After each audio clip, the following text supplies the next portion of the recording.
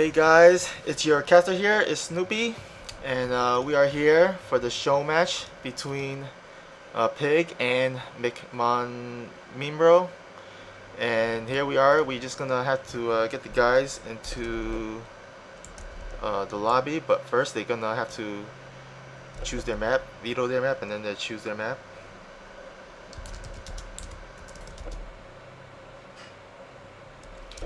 So, gonna go ahead and ask the guys which map they want to play on, and also get them into the party as well.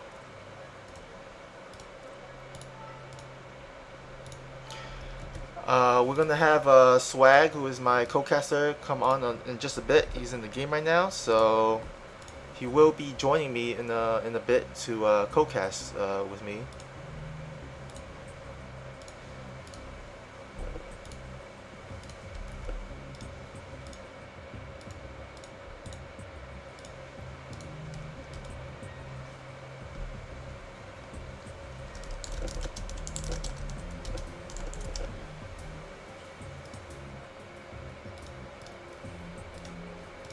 So hope you guys are having a lovely Sunday night. Nothing better on a Sunday night than to enjoy a good show match. It is going to be a best of 9, guys, so they're going to be playing on 5 maps at the very least. First 1 to 5 does win a prize pool of $50, so money, some good money on the line. And okay, host Pig wants says we can host up any map. Mean Bro says asking if we're playing on any current map pool.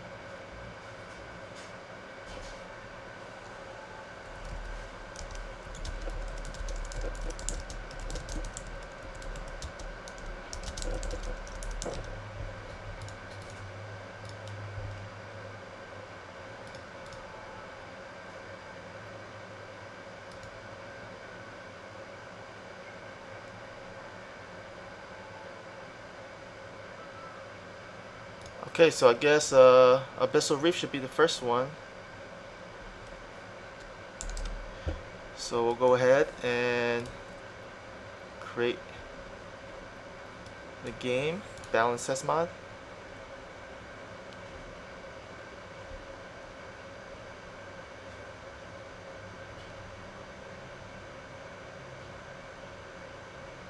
So Pig is actually gonna be playing as random, and as you can see, based on his profile, he's a pretty high level player, and as you know, he streams a lot, and I actually really enjoy his stream. He streams while commentating, so got a lot of knowledge that he and opinions and strategies that he likes to explain.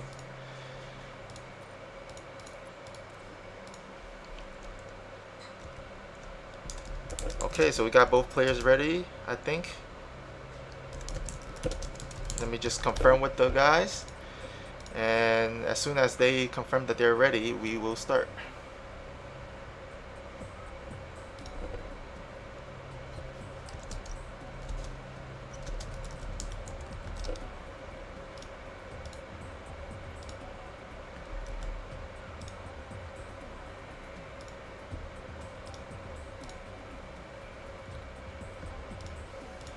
So waiting on Pig for just a sec.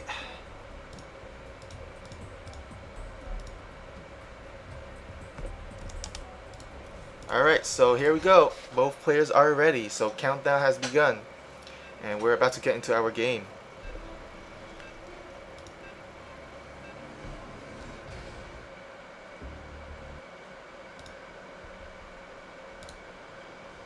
So first map is going to be on Abyssal Reef, and this will be on the balance test mod.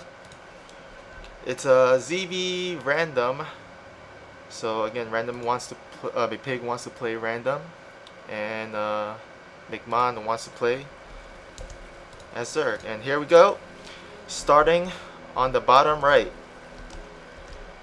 we have our blue Zerg. He is Pig. And here, starting at our top left, we have the orange Zerg representing Team Sloth or X-Sloth. We have McMon, or actually I'm just gonna call him McMonroe. Call it pretty short. And here we go. We have both overlords heading over to across the map, as well as a fast expand from McMonroe. So he is gonna go ahead and get a quick expansion, whereas Pig is actually gonna go for the gas pool. So already we have some different openings from both players.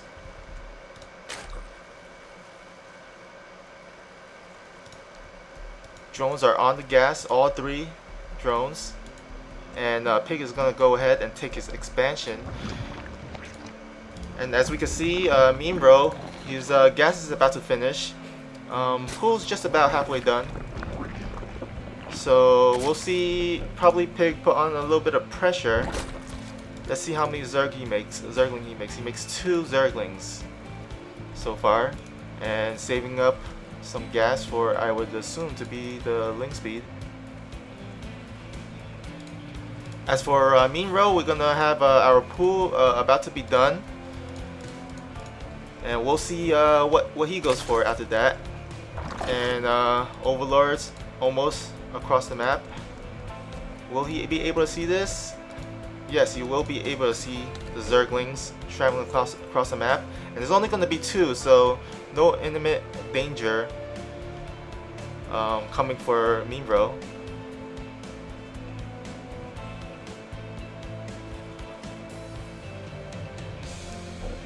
And the Overlord is going to go spot McMonroe's 4 Zerglings, while Pig is going to go ahead and go around and bypass the 4 Zerglings. He's not going to go into the natural yet. He's going to be chilling at the 3rd. McMonroe is going to go ahead and scout a little bit all over the place.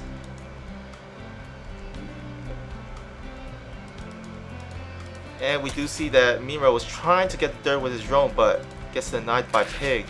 And Zergling speed is about to be done for Pig. So McMonroe has to be a little bit careful. He does get his 3rd expansion, his 3rd base rather, and a lot of Zerglings going across the map for Pig. So he's going to go ahead and put a little bit of pressure on, morphs in a Baneling, 3 more Banelings, and McMonroe, unprepared, is going to go ahead and block off the ramp with his queens. He might have to let this natural go, but the Baneling does finish, so he might be able to. Ooh, almost got him cornered. Ooh, a decent hit there. And Pig is going to go ahead into the main, try to get some damage done. Gets a few drones here, but the Banelings are not used, and it is cleaned up by the rest of McMonroe's Zerglings. So here we see the workers are pretty much similar, 26 to 28, but as we see that Pig does not have a 3rd base. McMonroe does, and it's about to be done. More Zerglings on the way for Pig. Some defensive Banelings as his Overlord spots the force that was about to move out, but does retreat. And now is about defending the 3rd here. If McMonroe can defend the 3rd here, he will be in a pretty good position. Ooh, nice Baneling hit. A little miss micro from Pig. And Pig is going to go ahead and make his way across the map with his few Banelings, hopefully to get some damage done, maybe get into the mineral line. But McMonroe, as you can see, he is transitioning into a Roach Warren, so he will be getting some Roach tech. And same with Pig, he is going to get his Roach Warren.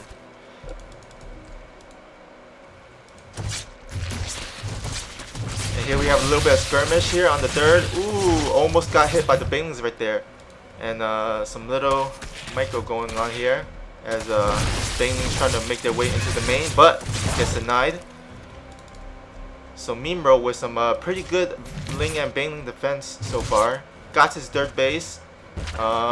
Is ahead in the workers as well, and army.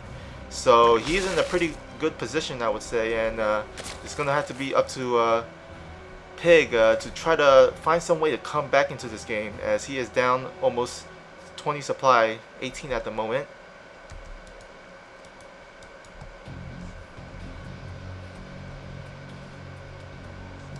And we do see that no lair yet from Monroe, or McMonroe rather, and there is a lair coming up for Pig. So, you know, maybe he can. He's got 3 gases. I'm assuming with his dirt base just being done right now, he'll probably morph some roaches and make an attack. Ooh, gets a few drones there. So good play by Pig. McMonroe's already making roaches, making his way across the map. Right now, Pig is also making 13 roaches, so get ready, guys, for a roach versus roach war. And I think we'll also see some Ravagers, a few Ravagers mixed in as well. McMonroe's finally getting his lair. Is halfway done. But again, he's ahead in workers, and by substantial amount, 57 to 43. So Pig is gonna try to rely on his roach force to do some damage. As you can see, he's sacrificing his workers for army. But McMonroe just spotted and is making H10 roaches right now. So he should, I assume he should be okay. A little bit of a harass here. I didn't catch that. Sorry for missing that for a second. But anyways, we do have Pig, who is retreating all of a sudden. I think he kind of feels that probably won't be able to do much on this dirt, as there is a lot of roaches here to defend.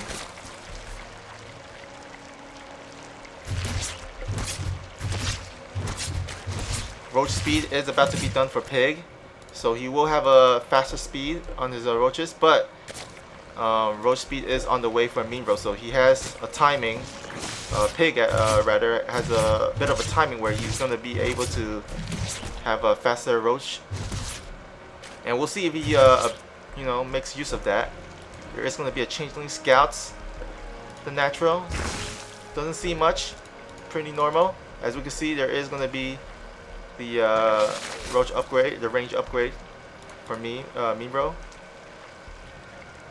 And what do we have here? We do have a Spire from Pig. So I actually like this choice, because Pig right now is a little bit behind, and you know, might as well try something that could get him back into the game. You know, a few meters here and there to at least snipe at the roaches might not be the, you know, worst thing. But we do have a big force from McMonroe about to engage into the natural Pig. Instead, he's gonna go maybe around. Yeah, it looks like he's gonna go a little bit around, as there's not a good choice to move up to a small ramp here. Might want to go around, get some larger surface area. And here we go. Ravager scares away some of the roaches. There's no roaches for McMonroe, so he's not able to.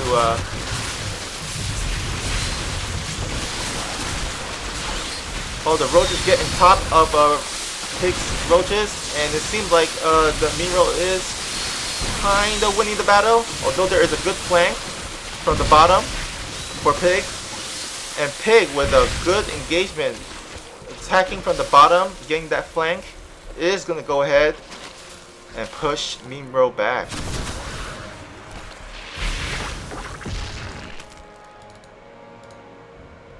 So McMonroe is gonna go ahead and maybe go for another attack. No, he got burrowed, so he is gonna go ahead and regenerate.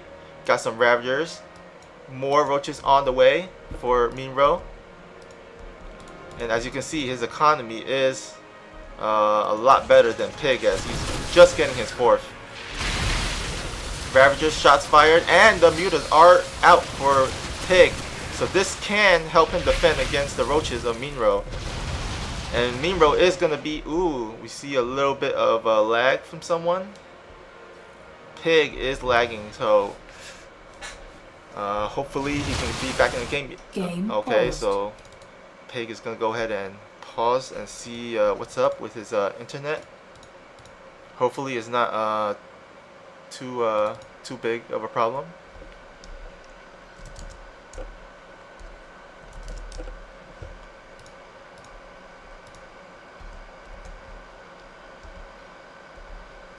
Okay, so looks like Pig is fine for now. And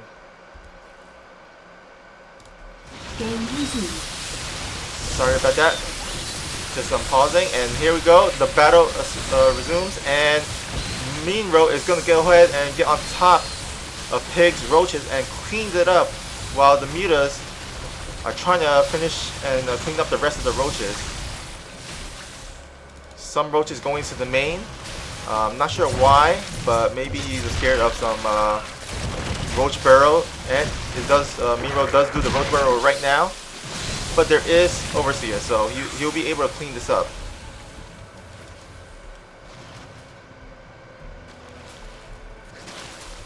And one last roach to clean up, and will he do it? Yep. Cleans up the rest of the roaches, and now Pig is the one with air dominance with the mutas, but again he lost his third base right here, so just now retaking it. Oh, there's three more roaches here to deny it, so Pig not aware of that, but he's gonna go ahead and fly his mutas across the map, and 3 roaches is gonna go into the main. Oh, splitting off, and here we go.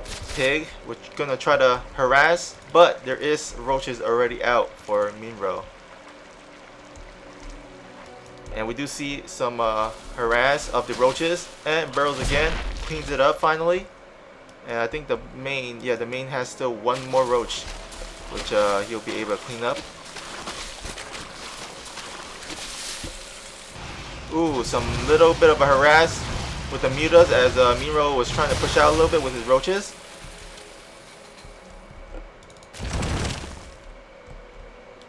And here we go. We see that both players got ranged weapons level 2.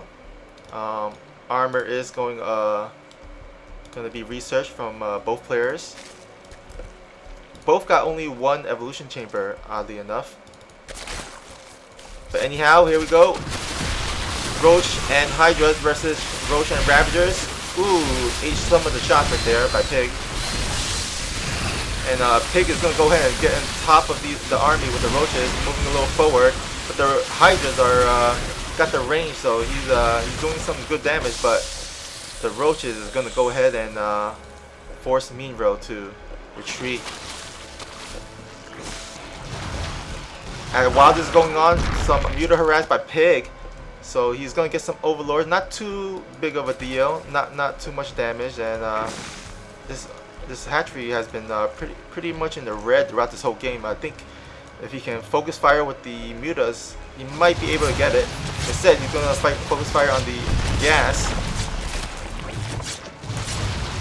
And he's going to go ahead and backs out as the roaches, as the Hydras comes back to defend from McMonroe.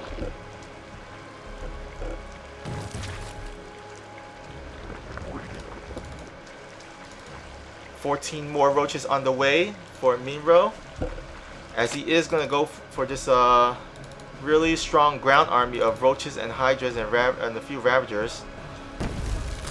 And Pig might be able to defend this with just ravager shots, retreating with the mutas to catch any reinforcements. Ooh, needs to be a little bit careful. And Microstat with only one muta dead. But as we see, some tactical strategy from McMonroe. He's going to go ahead and split a few of his roaches, 7 roaches, and go into the third, while also attacking maybe on the top right here with his main army. But with some good overseer positioning, Pig does spot this, so he's going to be able to deflect this. and retreat his army to where it actually matters here. Ooh, no Overseer. This could have been really risky right here if Pig had some Overseer. But instead, he's going to go ahead and split off. Does have an Overseer here at the natural, but it's not going to do... He doesn't have enough roaches to defend against this. Ooh, big army attack in the middle. And Pig is going to go ahead and try to go for the kill here, while his expansions are getting under attack. Pig is going to go ahead and circle around into the 4th. And I think this might be a good positioning for Pig. He needs to, yes, he needs to keep the Ravagers' shots up so that he can, McMonroe's army can retreat, get the better positioning. And here we go. Ooh, both players are microing pretty well, dodging all the Ravager shots. Dancing back and forth. Here we go. Pig is going to go ahead and might take down the 4th of McMonroe, but McMonroe decides to engage and defend. Will he have enough? It's going to be a little bit close, but McMonroe does have a pretty good supply lead right now. 15 roaches on the way, and he just needs to buy some time till the roaches pops out. And it seems like he buys just enough time to deflect the attack, and the hatchery survives. So this is a pretty good win for McMonroe, as Pig is going to go ahead and try to make more roaches and Ravagers. 8 more Ravagers on the way.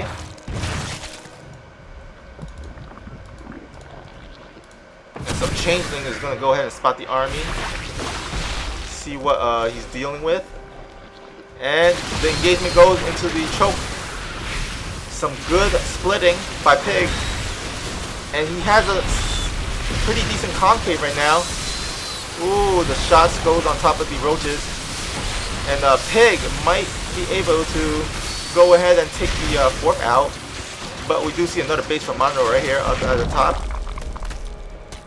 And I think McMonroe can actually sacrifice this 4th, as you can see, he's ahead 194 to 122. So while the attack was going on, there was some harassment of roaches, and it brings the worker count to 25 to 54. And Pig is going to go ahead and maybe get this base, but McMonroe is going to go ahead and retreat. I think he could have actually defended it, but he's going to let that go. Oh, he's going to try to go for a flank, a little flank here. But the Ravager shots prevents one of the top group, or the bottom group rather, from engaging. And McMonroe actually going to go ahead and save his hatchery. So it is 4 base to 4 bases.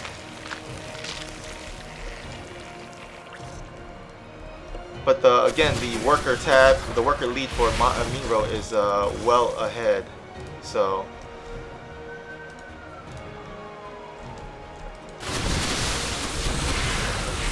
some little bit skirmish, more skirmish here, and a little bit of a split, which I like. I love this. This is a great trying to get the flank, but another flank by Pig at the top.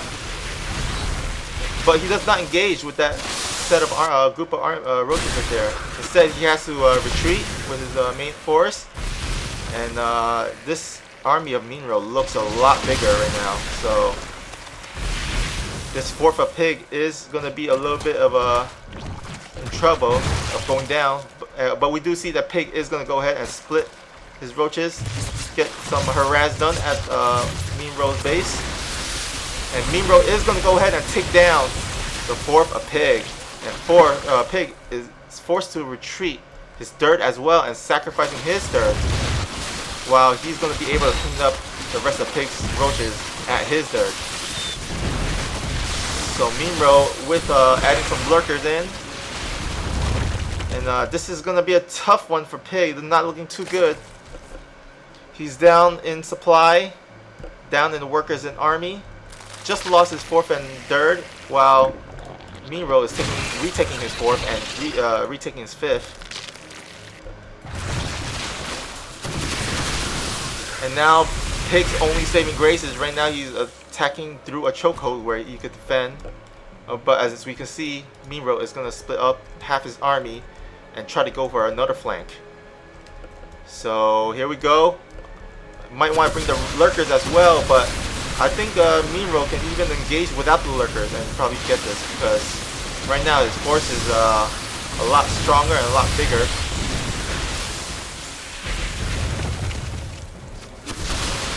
Lurkers repositioning a little bit closer, but not close enough.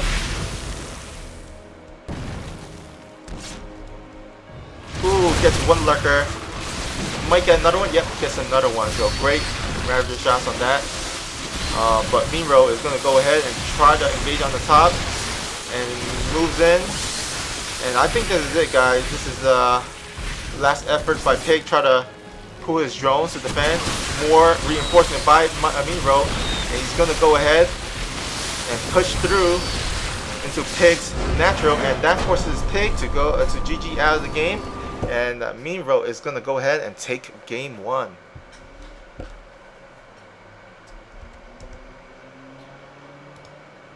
So the score is now up for 1-0 for McMonroe, and we do have my co-caster Swagger. He's going to go ahead and join the game, join the chat.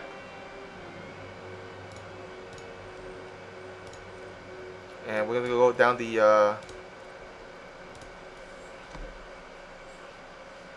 the map pool.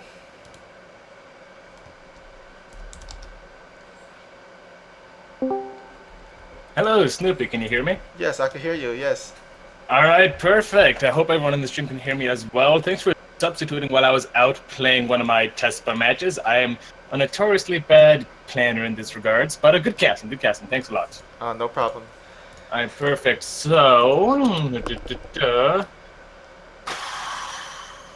yeah, I kind of train of thought. Whatever. Thank you everyone for tuning on in. Can everyone hear me on the stream okay? If you can't, I don't know, just say you can't hear me, but then you wouldn't say that if you couldn't hear me, so yeah. Let's just hope everyone can hear me. Alright, perfect. I don't think there's any way that we can both spectate and have it on the stream at the same time. That would be pretty impractical, so we're just gonna try and coordinate it through our talking. Okay, sorry. I've been calling McMonroe. I've been calling McMonroe, and they're making fun. I mean, they alerted Pig. So. What? I mean, if the guy puts his name as McMonroe, he's kind of asking to be called McMonroe, don't you think? Just a little bit. Just a little bit. Yeah, just. All right. I'm sorry, guys. Well, as for everyone asking what the changes are for the PTR, I see a couple of questions about that. Mainly what has changed is nothing much for Zerg, and Fester is going to be the biggest change in the balance test mod. So it no longer will, fungal growth actually, it no longer will completely lock down the units, right? So it's only going to slow them a little bit, and it's still going to deal with the damage. So in ZVZ, I don't think it's going to have a huge impact, but definitely when you're getting into the corrosive bile situations, you're not going to have a situation where a player just dumps his gas on infestors and gets the fatty fungals and just completely obliterates the other army. There's going to be more counterplay around that. Yeah. And especially if Pig rolls a Terran here, then you could have a little bit better chance against the Zerg nerf to the fungal growth. Mm-hmm. So why don't you do the honors of introducing our players? Okay. You have to coordinate like what everything looks like to my voice though. So let's hope we can get that off. All right. So spawning in the bottom left-hand position of Acolyte, representing our blue Zerg player. Give it up for McMonroe. Confidently taking game number 1. Mm-hmm. And you get the top right. All right. Here at the top right, we have the Red Protoss. He is Pig. Boom. I hope you did like a nice zoom in on that one. Yeah. A little bit of camera twirlies. Yeah, you know what's up. Yep. Now, Pig is spawning as a Protoss on Acolyte. And one of the best things about Acolyte, Snoopy, is that when you spawn as Protoss, there's one thing on your mind on the map Acolyte. Care to guess what it is? The natural? Nope. There's one thing that you're thinking about on Acolyte. And what you're thinking about are carriers. Ah, Acolyte is an amazing Sky Toss map. You get 3 bases. You get your Pocket Natural for free. There's no ramp or any passes leading to that. And your third base only has 1 narrow choke point leading to it. So if you can get a couple of cannons out, as well as a couple of Phoenixes to maybe stall the early mid-game just a little bit, I think Pig could confidently transfer over to Carriers, and I think that's what he's going to go for this map. yeah, I think with the easy second and third base, Protoss can go tech into carriers pretty easily compared to other maps. Oh yeah, for sure, for sure. And I'm guessing like this is probably Pig's one chance to confidently go Sky Toss. The style of Sky Toss is most powerful and most commonly seen against Zerg, and most commonly on Acolyte. So I would be very surprised if he doesn't go for a Sky Toss style here. Yes, and we'll see as soon as his cybernetic core is about to be done. It's halfway done right now. Mm-hmm. Yeah, we're gonna see if he goes for a Stargate. We're probably gonna say a 60% chance of Carriers. Maybe I just love Carriers. I don't know. Carriers are such a cool unit. I just want to see them once in this series, you know? I mean, they've got at most 9 games to play. Might as well make the most of it, right? Yeah, and Pig, if you see his stream, has gone a fair amount of times went for carriers in PVT, Yeah. PVZ rather. Oh yeah, he really is a big fan of that. Now, he is going for a Twilight Cancel. It's not a Stargate. I don't know if you know this, but a Twilight Cancel is actually not a Stargate. Oracles do not come out of it. Carriers do not come out of it. But this does not necessarily mean that Pig does not want to go for a Sky Toss style. What this could mean is that Pig is going to go and hit an Adept timing. So he's going to maybe get a couple of Adepts and with Resonating Glaives and move them across the map and use those Adept with Glaives to help him transition to Sky Toss. However, as I say that, there is now a Robo in production, dashing all dreams of us seeing Carriers by the 8-minute mark. And we do have a little bit of a Adept harass at the natural. Yep. It looks like he just barely is not going to get a drone. In fact, not even a drone was harmed in the shading of that Adept. So not bad there from our friend McMonroe. Or Pig. No, McMonroe. No, I was right. Not bad there from McMonroe. And a Dark Shrine on the way. So it looks like, though, we are going to be seeing Dark Templar drops / Archon drops. Now, this isn't as popular as it once was once upon a time ago, when practically every Protoss was going for it. And the main reason stopping Protoss from doing it was that you're left very, very vulnerable in the early game. So Pig definitely taking a little bit of a chance here, hoping that McMonroe doesn't go for any early drops, hoping that he doesn't go for a Baning Bust or something with Donkey Dunk like that. And it looks as though that is going to pay off. Now, if you can get this harassment up and running, he's just fundamentally going to be in a pretty good position. Like, McMonroe is going to always be losing drones, always going to be trading ineffectively, and it's always going to be pinned back on his side of the map. 2 Archons with Orphans of Zealots is definitely something you have to respect. Yes, but McMonroe, he's actually gonna get the overload speed and scouts all the tech that Pig has, and he should be able to prepare. Cat is out of the bag. The main question here is, what does he respond with it, right? So there are basically 2 main responses that McMonroe can take out of this. One of the main responses that are more popular is the Roach response, right? So your Lings and Banes and Queens just don't absolutely get destroyed every time 2 Archons come out of a War Prism. You can actually trade with Roaches and kind of push it back a little bit easier. And the other response we could look at is, depending on how quick McMonroe's layer is, he can throw down a Spire and eventually just defend with Ling Bane, and then eventually maybe even pick off the War Prism. Now, Pig is going to go ahead and move on in. First, Dark Templar does not get any damage done. And I'm guessing we should be seeing a warp in of a couple more in just a few seconds. I don't think these will be just Dark Templar. It's definitely going to morph those into Archons, I think. Yeah, another 2 more DTs going to morph into an Archon. Yep.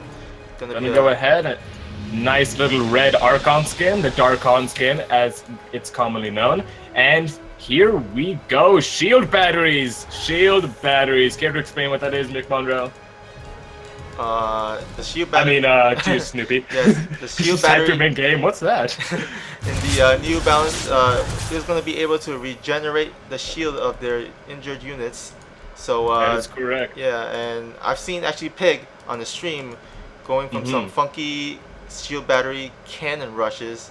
Those are a little weird. Yeah. But that was just him just playing around, I'm sure. And this one, he's of course not going to go for that. But just messing around just a little bit. Yeah. Now, Pig is gonna go and poke forward with a couple of Archons. Interestingly, he did not bring an Observer over. Sometimes you would see these pros send an Observer across the map to help clean up the creep just a little bit with these Archon drops, but looks as though no such thing is in the mind of Pig. And now, there is still no Roach Warren, interestingly enough. There is a Lair and a Hydra Spin on the way. So what that means is if Pig is super vigilant with his drops, he can get a lot of damage done against McMonroe, like pick off huge amounts of lings and lose practically nothing for it. Yes, and we do see that Storm is on his way, so he's going to go ahead and go into the Archon, Immortal, and a Storm tech composition. Yep. Definitely one of the more popular compositions in this matchup, and since McMonroe is not going for a Spire, it is going to be, I would say very confidently, a strong composition in this early game. And as we can see, look at that, Observer did finally move across the map, let the Archons clear up some creep, so good play there by Pig. Now, the interesting thing to note about these shield batteries is that Pig actually publicly bashed them. Like, absolutely said they were garbage, you shouldn't be using these. And interestingly, he still makes them. Now, I have a couple of things to make out of that statement. I'm pretty sure that if you would rather choose between a shield battery and a cannon to defend your natural base, I think he would still go with the cannon, so I'm not quite certain why he would go for the shield battery. I think because especially if he doesn't think it's since good. he's going for like a very Archon and Immortal composition, those really have a lot. Those really you know, are pretty good in terms of the shield life. So that can for sure. And if a couple of Banings roll on in to those high Templar, it could definitely stop them from being killed as quickly. Yeah. And I guess the longer a fight you can make with your Templar style, the more effectively you're going to trade against the Ling Hydra Bane. Interesting enough, we see McMonroe is going to go ahead and get his Spire, so he might do a tech transition, or he just might get Corruptors or Broodlords as well. Yeah. Maybe something to just chase down that War Prism. Now, interesting thing to note here, I'm pretty sure it's just a mistake, but McMonroe actually has not saturated all of his gas geysers. As you can see, in the main base, one of his geysers is only mining 1 out of 3. The one in his natural is mining 2 out of 3. And the one at his third base aren't even mining yet. So, yeah, a little bit sketchy, especially since he wants to transition to Hive. He's definitely only going to use Lingbane as a transition tool. Probably not going to commit to any big fights, as he just wants to go up and get into those Broodlords as quickly as possible. And the most important thing here for Pig is that he scouts what is happening out. If you take a look at his vision, I mean, for all he knows, McMonroe is still on hatchery attack, right? Like, it's not looking too good for his scouting information. He doesn't have any sentries, his Warp Prism can't really do too much across the map. It's going to get a Warp in at the 4th base location of Zealots, but it's not going to go anywhere near the main. And so far, Pig, he's still making Immortals, and that obviously just kind of shows, you know, how much he is kind of disconnected from the game at the moment. He needs to be throwing down Stargates, he needs to be getting Speed Beacons. Did you see that Baneling drop in the 3rd base? Yeah, just barely caught the end of it. Yeah, I wiped out around 13 workers there, I think, taking out a big chunk of the army supply, or a worker supply of Pig. And this guy is still producing Immortals, and you know what, Snoopy? Greater Spire has just started. What are those Immortals going to do against Broodlords? The good thing is for Pig is that he does have a Fleet Beacon on the way, so if he needs to transition, you would be able to get Tempest, or maybe even, like you said, Carriers. In the beginning. Yeah, looking at the structure step, unfortunately, he didn't add on extra Stargates. This is more of like an insurance Fleet Beacon. I feel like, though, this is just him saying, okay, I don't know what's going on in this game. You could be transitioning to Broodlords. I don't know. Now, the Zealots are going to get cleaned up over on this side of the base. They do take out the 4th base, interestingly enough. And if Pig was paying super close attention, he would notice a distinct lack of Banings, which is a huge, huge tell of Greater Spire play. But unfortunately, I think he's still not adding on additional Stargates. I mean, you need, like, by the time this Greater Spire finishes, you need to start Tempest production ASAP, or at least carrier production, some form of Fleet Beacon tech. And he does have enough resources to go for those tech as well. He's banking a little bit. Especially because he's around 172 supply. If you're not sure if the Zerg is going to attack into you with Ling Bane or not, chances are if you're at 172 supply, have Storm, have Archons, have Immortals, you shouldn't even have getting a more powerful ground army on your mind. Especially since Pig knows that it's going to be Hydra Ling Bane. I think he should right now just throw down additional Stargates. And look at that, exactly what she's doing. 2 more Stargates are in production. Now he is moving forward with his small contingency of Archons, Immortals, and Templar. Hitting just before the Broodlords. 5 of them about to finish on up at the 3rd base location, and they are done. Now Pig is at a very, very, very precarious position. If these Broodlords go ahead and trap this army, Pig could lose everything and be super vulnerable to a counterattack. Broodlords coming on right now. The Brulins are raining down from above. Snoopy, I don't think Pig has enough to take on this army. Yeah, he does not have enough Archons to get on top of the Broodlord. Yeah. And so that forces him to retreat right now. Yeah, and look at that. All of his units are dying. The Templar are gone. The Archons are gone. No Zealot buffer, so these things are just going to chase until the cows come home. And now, finally, 3 Tempests are in production, as well as +1 air attack. Now. The question here, the $1 million question is, does McMonroe move across the map? And it looks as though he's just trying to stay back at home for now. If you can check his economy, I mean, it's honestly pretty trash. Pig is doing a good job, especially with the Zealotron buys, taking out that 4th base once again. I think McMonroe, as much as he would like to move across the map, you know, he just doesn't have that Corruptor count to support it. He has around, actually 0 Corruptors at the moment, so definitely can't push out against the Tempest of Pig. Pig is just trying to buy himself time, and I think he's doing that in a splendid, splendid way, taking out the bases, and finally he's going to be able to get some footing in this game. The one thing that McMonroe has been doing really well is doing Baneling drops, and that has been... Yep. He just a couple more Overlords actually are on the way. Yeah, he just did one in the natural, and now he's doing one in the around the 4th base or 5th base. Yeah, unfortunately, not many workers at the 4th base, but you know, you can take what you get. There's around 8 workers there. If you kill them, it'd be good. But no, good pull there from our friend Pig. Gonna go ahead and not fall for it. It looks as though his army is gonna go ahead and try and retrieve it. He does have Tempest, so he can shoot it down if he so desires. A few more Corruptors are on the way as well. Total Corruptor count is at a startling 6 Corruptors. That's 1 for every single unit that Protoss has in the sky. Which, as impressive as it sounds, is actually pretty horrible. Definitely needs to get that air army up and running. Yeah, definitely. We do see another Baneling drop, and will he get it? Is it gonna? Maybe one gets down, a couple more. They all end up unloading. A couple of them explode on the Archon, and the rest take out a couple of probes. So, you know, I'm not gonna say that was widely successful. I'm just gonna say that that was all right-ish for our friend McMonroe. 71 to 68 total workers though, and it's what's scary about this though is it's 5 bases to 5. Zerg never wants that to happen in his life. I mean, it's no fault to his, right? Like, he was really trying. This guy was trying to get his 4th base up, and Pig was just being a meanie, warping in Zealots, constantly denying it. Now he is going to go ahead and make a move toward the 5th base of Pig. However, there's plenty enough of a Sky Army here to contest that. Look at that, Tempest already moving onto position, and look at that. Going to go ahead and 6-shot that Broodlord. Does Pig want to take this fight? Looks as though he does. A lot of storms coming down on the Hydralisk. And looks as though those Tempests are not going to be swayed by the DPS of the Hydra. It's going to keep on picking away at the Broodlords as much as they can. McMonroe realizes how sketchy this all is, decides to back on off and give a little bit of respect to the Pig's army. Ooh, Zealot run by does get cleaned up by the Zerglings, so no more no more Zealots to be harassing his base. He can feel free to take that base right there behind the rocks. Oh yeah. Definitely getting some breathing room over here. And what I don't like from McMonroe right now is that he's making... Now, the reason why I don't like Hydralisks is that they are part of a ground army and they're not as hard to get. Which doesn't sound bad until you realize that the harder something is to get in StarCraft, the better it must be, right? I mean, look at these Tempests, these carriers, and he's still producing carriers, by the way, Pig is. He's at 6 right now.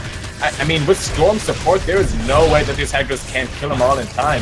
What he's banking on is abducting the carriers into range of the Vipers, hopefully. I just don't see it happening too effectively. I think Pig is too good. I think he can feed back the Vipers before that ever happens.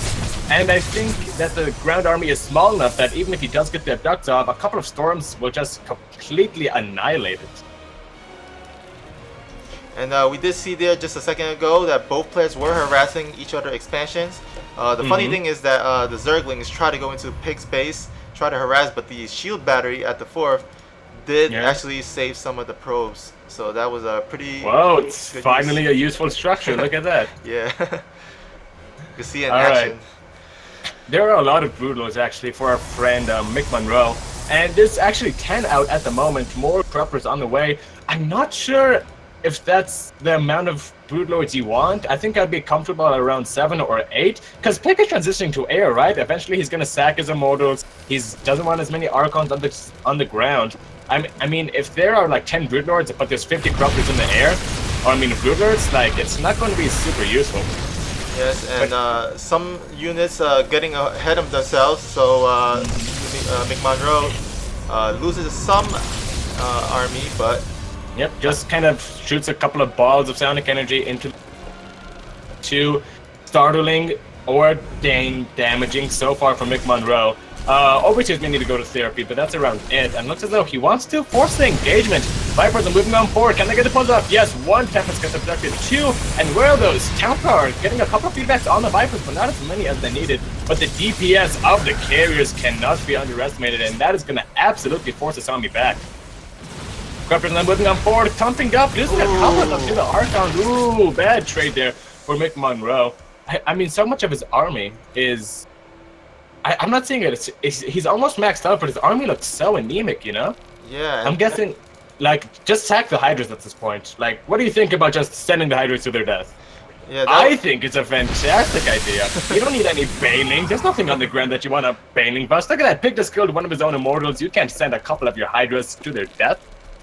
You know what I would like McMonroe to do? I think he would have been better to split his Hydra army and Baneling army into the to the north or to the left side instead, and then the Broodlords. I think he heard you. That's exactly what he's doing. He's sending his Hydra army left-hand side, and they are going to send the Warp Prism over there too. Probably not going to kill it, unfortunately. And there we go, McMonroe. Good job sending your units to their death. Sometimes it's just the right thing to do. And that will be able to free some supply for him to make more. Definitely. Yeah, more infestors it seems, because he's getting the Pathogen gland upgrade. Yeah. Oh yeah. It looks so Pig actually at the bottom right-hand side of the map. I'm not sure where McMonroe is trying to go. I think he thinks Pig is more on the left-hand side than he actually is. But he is going to go ahead and move toward that natural base right now. There are a lot of cannons there, but Hydra DPS isn't to be underestimated. If I had to put my money on something, I would put it on the Hydras. But Pig, he has that Mom Shipper, so his army... Oh, the shield battery is doing work on the cannons. Oh yeah, putting in work. Who would have thought? Wow, that was actually not bad. Shield batteries looking pretty good defensively in the late game. And Hydras are going to move on back. I think he let him die. Like, sue me, but I think those Hydras deserve to die. Like, would you rather have, let's say, how many Hydras are that? That's like 1, 2, 3, 4, 5, 6. We'll say that's 8 Hydras? No, we'll say that's 10. Would you rather have 10 Hydras or like more Corruptors? I think at this point, you need all the Corruptors you can get. 5 carriers is no laughing matter. And we do see that Pig is thinking about engaging. He does have the Revolution on, so his Tempest is able to take out some Broodlords. Already picking away. The range of those Tempests is just magnificent. The Broodlord does go down, and Corruptor's not being micro very well either. Now the Hydra's gone forward onto the natural base location, and they are going to go ahead and do some damage. There's a decent amount of probe there. Pig can't afford to lose it. Meanwhile, a big engagement happening bottom right-hand side of the map. Pig is seeming to take an excellent side of it. All the Corruptors are going on down. The Broodlords not being able to do the damage they need. They're not finding it. Corruptors still standing strong though, but there's so many storms and there's so many health on this carriers. I'm not sure McMonroe can hold on against Pig. Ooh, we do see the Hydras do a counterattack and takes out the third base of natural Pig. base is gone, so Pig definitely sacrificing a little bit there. I think in turn he can probably get this location. There are a lot of spores, gonna make trading a little bit nastier, but shouldn't be too much of a problem. And Hydras, meanwhile, they're just move commanding around the map, not really sure what they want to do with their lives. Probably just sack them is what I'm saying. If only these Hydras knew how much Pig wanted them to, or McMonroe wanted them to die. If only.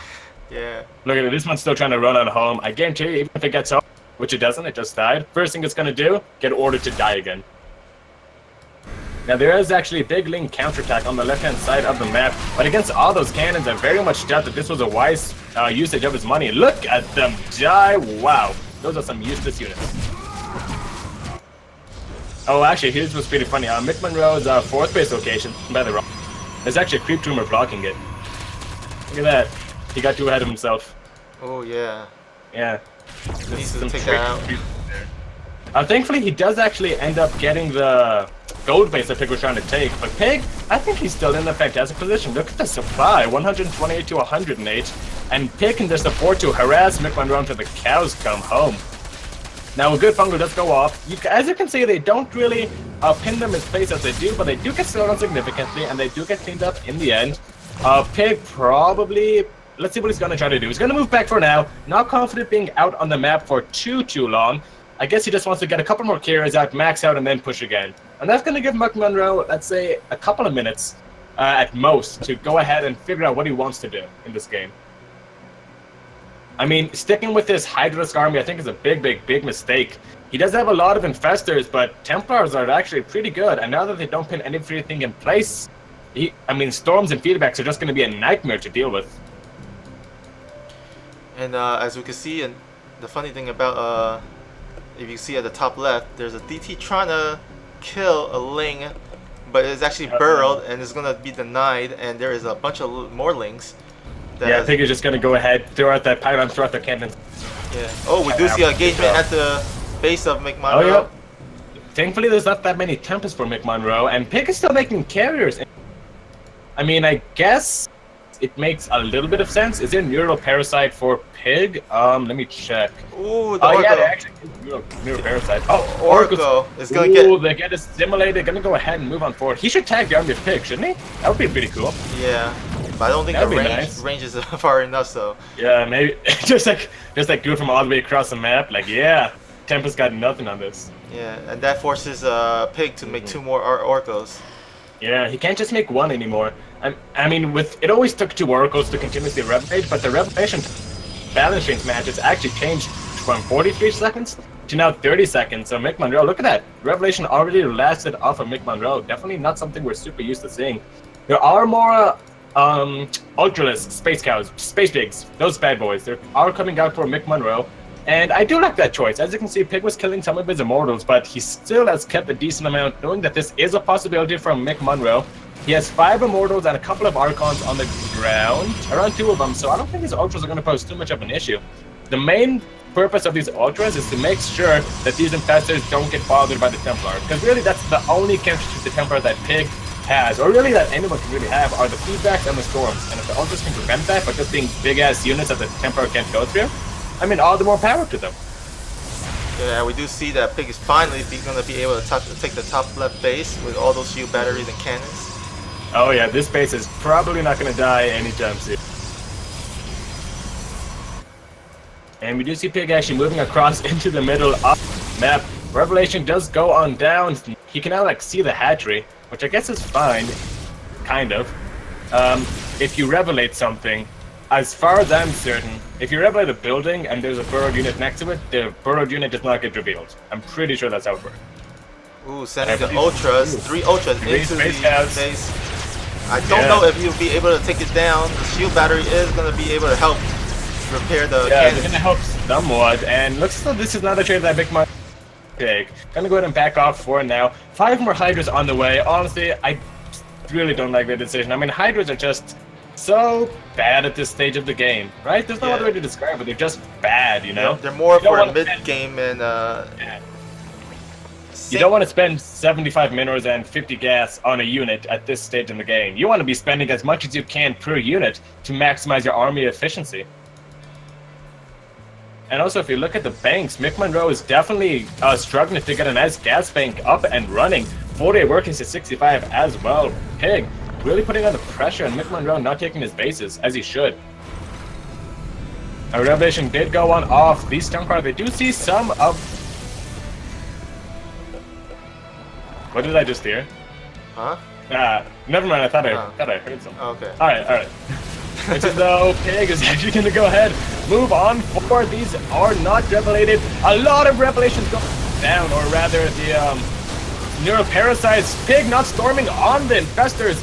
The whole army for Pig being mind controlled. Assimilation is indeed successful, and a lot of the army is going to go ahead and go on down, especially the carriers. They are going to lose their lives. The Pig taking a horrendous engagement over there, and it looks as though the Hydras. Come on, there's a camera right above your Hydras. What are you doing? There you go. That's where these Hydras, man. These Hydras just super frag at this game. And it's okay. Hi, these ultras are trying to harass the top map. Never gonna happen in their lives. They're down to like 120 health each. They're just gonna go ahead and go back home, where they're probably just gonna lay in disappointment for a while. And look at the banks. I mean, even though Pig took a bad engagement there, his bank is just ridiculous, right? Yeah, with all the bases he took, and there's Yeah, even it's just- more. He's trying to take another one, but the Ultras does deny that one, as well as And the there's link. even a burrowed Ling over there. That's the most annoying. Anyone, promise. I promise that is like the worst thing to ever happen to anyone. Alright, well, Pig is trying to get his big old army back up. Now, the counter to these mass infestor plays, it's a little bit of a gimmicky late game, honestly. As a Protoss player, when you see mass infestors, there's only really should be one thing on your mind. A ground army, right? So right now, Pig, he doesn't really need more carriers. They are nice, but they are a little bit more vulnerable to the infestors. What he needs are, you know, let's say 5 or 6 Templar, 5 or 6 High Templar, and a decent amount of more Archons. Because as you can see, the Broodlord count of McMonroe is practically non-existent. So if he can chew through this Oracle or Ultras line and the infestors are all revelated, I mean, it's game over for McMonroe. But so far, no such luck. McMonroe is going to go ahead and on forward with his army. And now, can Pig take the engagement that he needs to? This is going to be a very, very, very fragile and very, very difficult army to control for both players. And honestly, it's just going to come down to that. Control and how well each player manages everything. Yeah, a lot of spell units. Yeah, lots of spellcasters. One Tempest is going to go up. Probably going to go down. Yep, there we go. Does get assimilated. A storm going down on some of the infestors. That's up. A lot of the army getting destroyed here for a friend McMonroe. Assimilating a lot of the Archons and turning to his color of blue. W out of the die. And it looks as though McMonroe is saying this as an engagement he wants to take. A lot of near pairs that's going down. These infestors are not being contested, but the Corruptors not focusing down the carriers as they need to. So much health to go through. Getting some of the Archons revelated as well, but McMonroe just not taking this fight as he needs to. He's just too far onto the territory of Pig, and look at that, boom. Just like that, all the army units do go down. And even the mind control units are gonna go ahead and escape, and Pig taking a very nice engagement there. Those shield batteries under the carriers actually really did help they really helped a lot. They helped an incredible amount. I didn't even notice them during that matchup, but I'll take your word for it that they were because I think that is one of the reasons why Pig won that engagement. Not only was McMonroe not focus firing, which is already bad when you're trying to take out units that have 400 HP, like the carrier, but even more so when you're only getting like 1 or 2 shots off per volley on the actual carriers and motherships and Archons themselves, the shield battery just healing it right back on up. So he took a very bad engagement. The infestors got stormed down, everything got stormed, and now McMonroe is plummeting in supply and in bank. Now a couple more high tempo are being worked on for our friend Pig. He has a lot of Archons on the ground, and I think as soon as 3 carriers finish on up, he's going to want to move across the map. What do you think of McMonroe making more Ultras instead of Air Army? 6 out of 10. 6 out of 10. I do not like to see those Ultras. Bank, and there's a lot of Archons and a couple of round. Actually, there's only 1, but still, it's going to be a little difficult to make them work. Actually, the more that I think about it, I like it. Because, you know, the carriers and Tempests aren't really going to kill them very quickly. So Pig, if he takes an engagement, he's definitely going to lose his ground army. But his air army, I think, is still going to be super alive. What McMonroe needs to do, absolutely without a doubt, first off, he needs some Overseers, which he only has 1 of, or 2, which is very scary, especially when facing a Mothership Core. But what he needs to do, he needs to Neural Parasite everything in the air, and then just let the Ultras clean up the ground. And I think it's definitely something possible, but even so, I mean, if you take a look at the resources lost stat, I mean, McMonroe is just falling so behind. He's lost, I think, 4,000 more gas and 11,000 more minerals. That's very, very unforgivable in a late attrition kind of game like this. Ooh, now, we do see a revelation with mind control on the Oracle. Yeah. Neuroparasite. See, that's what I was saying. Revelate the army with the Oracle. Look, couldn't even try to lay down his stasis. What a man, McMonroe. What a man. Unfortunately, all your dying. They're way in the front, not protected at all, and this is the fight McMonroe is going to take. Absolutely abysmal. Space Cow is getting choked up behind all the Hydras. This is about as bad as it could have gotten for McMonroe. I sincerely think if he tried to take a reverse engagement, he actually just could not. Now there's nothing there to spot the mothership core. It is not even going to die. I've been trying to target down Kira's one by one, but that was just horrible engagement. And even McMonroe knows he is. And Peg ties it up with one. Not bad out of Peg, I would say. Not bad. He definitely understands the late game a little bit. And our friend. Yeah, he definitely used the what you say, the carrier composition on that map to his advantage. Oh yeah, and especially losing like 11,000 workouts in your opponent. That's really bad, and that only really happens in the late game when you miss control. And I think this Pig had a lot more experience than McMonroe in late game PvZ. Yeah, I think basically, you know, Pig has played a lot of this in his regular ladder game, so he's pretty comfortable with it seems. Oh yeah, very comfortable with that late Sky Toss army. Definitely dealt with some faster as well. I definitely think McMonroe could have done it better. He could have controlled better. Like, that best engagement was atrocious. I think, actually, it wouldn't have been too bad. I think he actually could have won if he just got a nice concave. Because Pig only had, like, 4-ish Templar, right? 4-ish, 5-ish Templar. And when there's a lot of Ultras on the ground, I mean, you can definitely take care of those. And Infestors are a very interesting unit. They can get so much value in such a short amount of time. But, you know, shoulda, coulda, woulda. And unfortunately, Pig was too solid, and McMonroe not solid enough, it seems. And here we go into our third map, Ascension to Ire. What do you think about this map? I like the name, because Protoss is the best race in the universe. But Ascension to Ire. I mean, maybe this is where the units go on Abyssal Reef. You know how they, like, float on up? Maybe they, like, die on Abyssal Reef, and then they, like, go to Ire, because they ascended to Ire. Like all those Reaper dyings, and then just floating up, they end up on this map. I'm pretty sure that's how it works. Alright, why don't you go ahead and introduce our first player? Alright, absolutely. Spawning in the top left-hand position of the map. No, it's fine. Bottom right-hand position of the map. Representing our Blue Zerg player, losing game number 2, but is still quite in it. It is our friend McMonroe. Currently under the alias McMonroe, which... what a clever jester this man is. And at the top left, we have the red Protoss, or not red Protoss, I was thinking last game, the red Zerg. It is going to be Pig. Woo! I hope you're doing a lot of zooming in. Like, that'd be cool, just like, Pig! And then just like zoom in and out like 20 times. Show off that zoom PM. Alright, let's see what both players are going for. Right now, it is a mirror matchup of the word hatchery into gas into well, both players not doing anything remarkable. Yeah, both and Ascension to Ire ZVZ. Actually, you go ahead.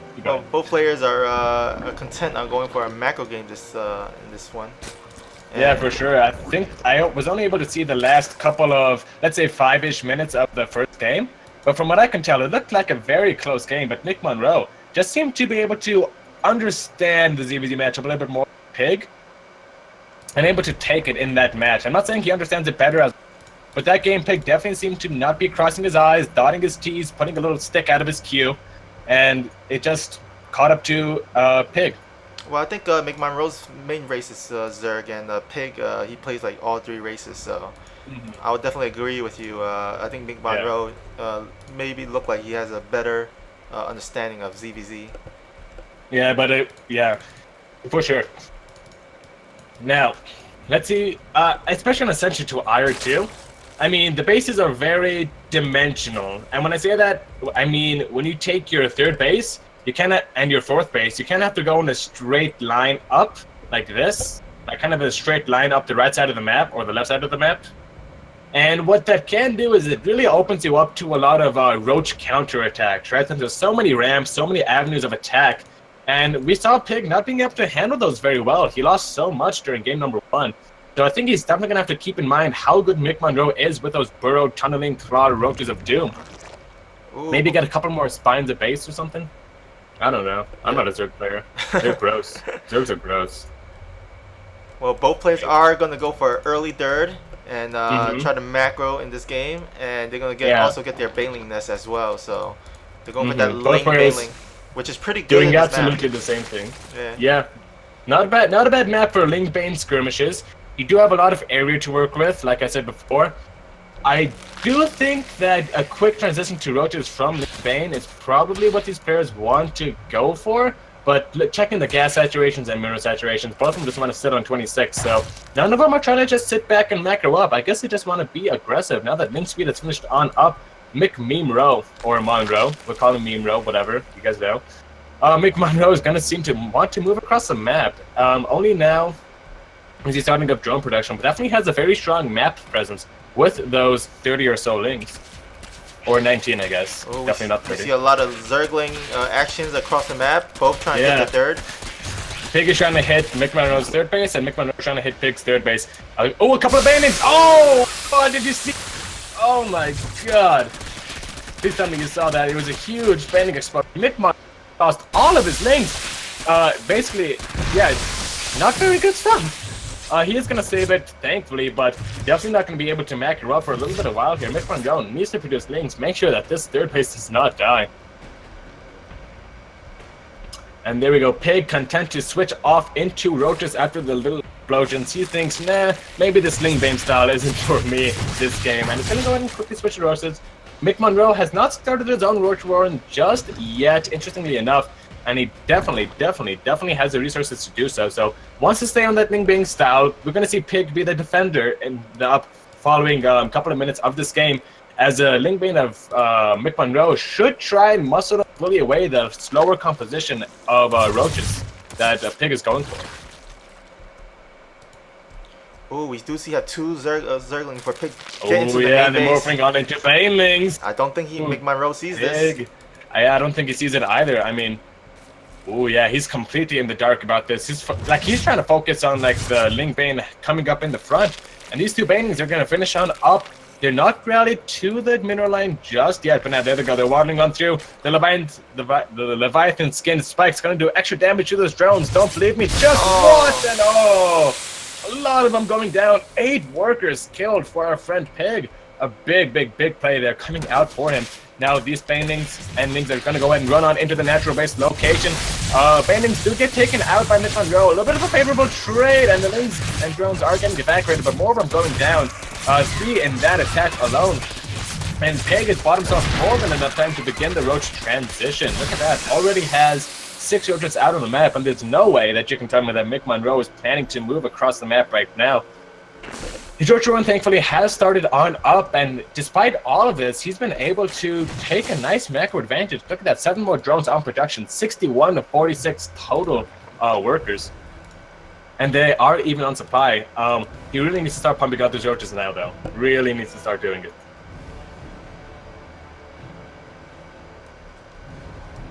Ooh, nice Baneling counterattack in the bottom left-hand position of Pig's third base. Taking out how many? Maybe like 3 drones here and there. And Pig just staying back at home. Look at that, he's droning on up, just as McMonroe was doing. And now McMonroe took a gamble. He lost 10 drones and he was taking bad engagements, so he just pumped out a bunch of drones, hoped Pig didn't move across the map, and Pig didn't move across the map. 58 to 58 total workers, 34 to 28 total army supply.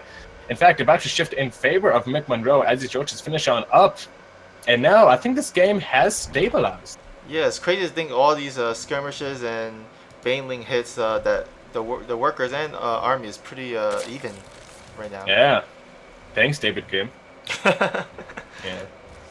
All right, it looks as though 4th base coming up for McMonroe. Pig has yet to suggest that he wants to take a 4th base.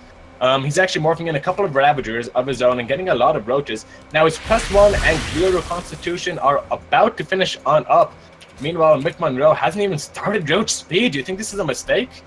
It might be, but I think McMonroe is investing his gas into Aspire, so he's transitioning into maybe that's why.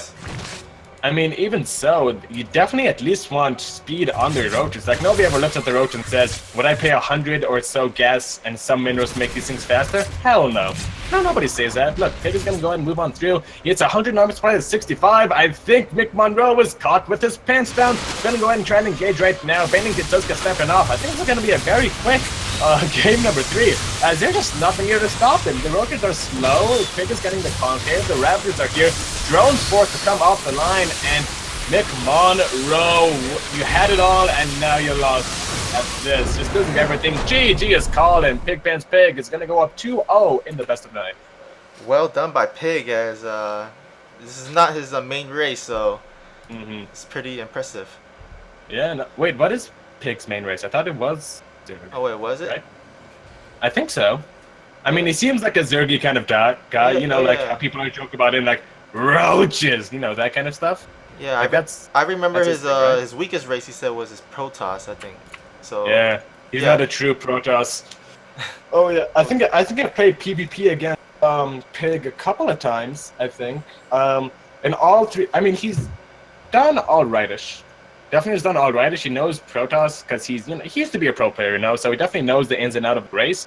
But you know, when you play random and you play a race that's not your main race, it's difficult, you know. You don't know the nuances of each, especially Protoss. I'm not going to go into a full-on Protoss as the hardest race to learn rant, because that's stupid rant. But it kind of is. Right? Yeah, I mean, I guess out of all 3 playstyles of the 3 races, I think Protoss is definitely the most different from the other 2. Like, Zerg always has this, you know, very aggressive and very defensive, you know, opportunities. Terran always has these very aggressive and very defensive opportunities. And Protoss, it seems as though they don't... Of course, there are a lot of aggressive chances or opportunities for Protoss, but Protoss is definitely more of a defensive race. Yeah, definitely more of a can I get where I'm going race, right? Yeah, and it's a very, very unforgiving in that round, right? So like Zerg is, can I get where I'm going? And if I can't, then it's no big deal. I can still kind of make things work. But with Protoss, you take one bad engagement and you're practically out of the game. So definitely a lot of control issues arise with Protoss. You lose an engagement in the mid game, and you're going to be very, very, very behind. But Dark Templar, so everything evens out, I guess. We're just waiting on Pig to enter the lobby, so bear with us 1 second. Yep, I think he's taking a little bit of a break. Okay. Which is fine, it's fine. Everybody needs breaks once in a while, right? Okay. Yeah. Just McMonroe just said he needed a break sec. So we'll take a few second break. You can grab your snacks and drinks. Or use your bathroom break, and we'll be microwave that popcorn, cook a couple of sausages, and then come back to it. Yeah. So how do you think that would taste? By the way, popcorn and sausages. Do you think that sounds good? I mean, I think the main problem is that when you eat the sausage, like it's gonna get all of its grease on the popcorn. Yeah. And then it's gonna turn like too much. I think if you pat it dry, or you know what you do, you take a couple of skewers and you poke it through the sausages, and you just like. I'm not saying wring out your sausage. Like I'm not saying that sounded really dirty. I don't think that. Okay, so we're taking a small break. I don't think you have enough time to wring out your sausages, as it were. But yeah, if your sausages are dry enough, I think it can go well with popcorn. Well, for sure, both of them are salty, so you have that salty. Yeah, they complement each other. Like it salts up the popcorn and kind of butters it up, kind of. If the grease tastes good enough, I don't know. Yeah, it could be a butter substitute. It could be a butter substitute. Yeah, just squeeze your sausage all over it. Alright, seems like both players are ready. So. I want to talk about sausages more. Whatever. Well, I don't care. I don't even care. Fine, just go to the game. We can talk about sausages as long as you... Oh, okay. It says Pig needs to use the bathroom for a sec. Alright. So. The moment has passed. No more sausage talk. Have you seen Sausage Party, by the way? As long as we're on the topic of sausages. Yeah, I saw the movie. Yeah. How was it? Because I heard everybody wanted to laugh at it, but it just didn't work. Well, personally, I liked it. It's it's very sexual. It's not a kids movie for sure. But, you sure? Yeah, but it's pretty fun, like in terms of like an animated movie and stuff. So. Would my young, serene 18-year-old mind be tainted? it? Yeah, I think Would it still be pure? I think you would enjoy it. Yeah.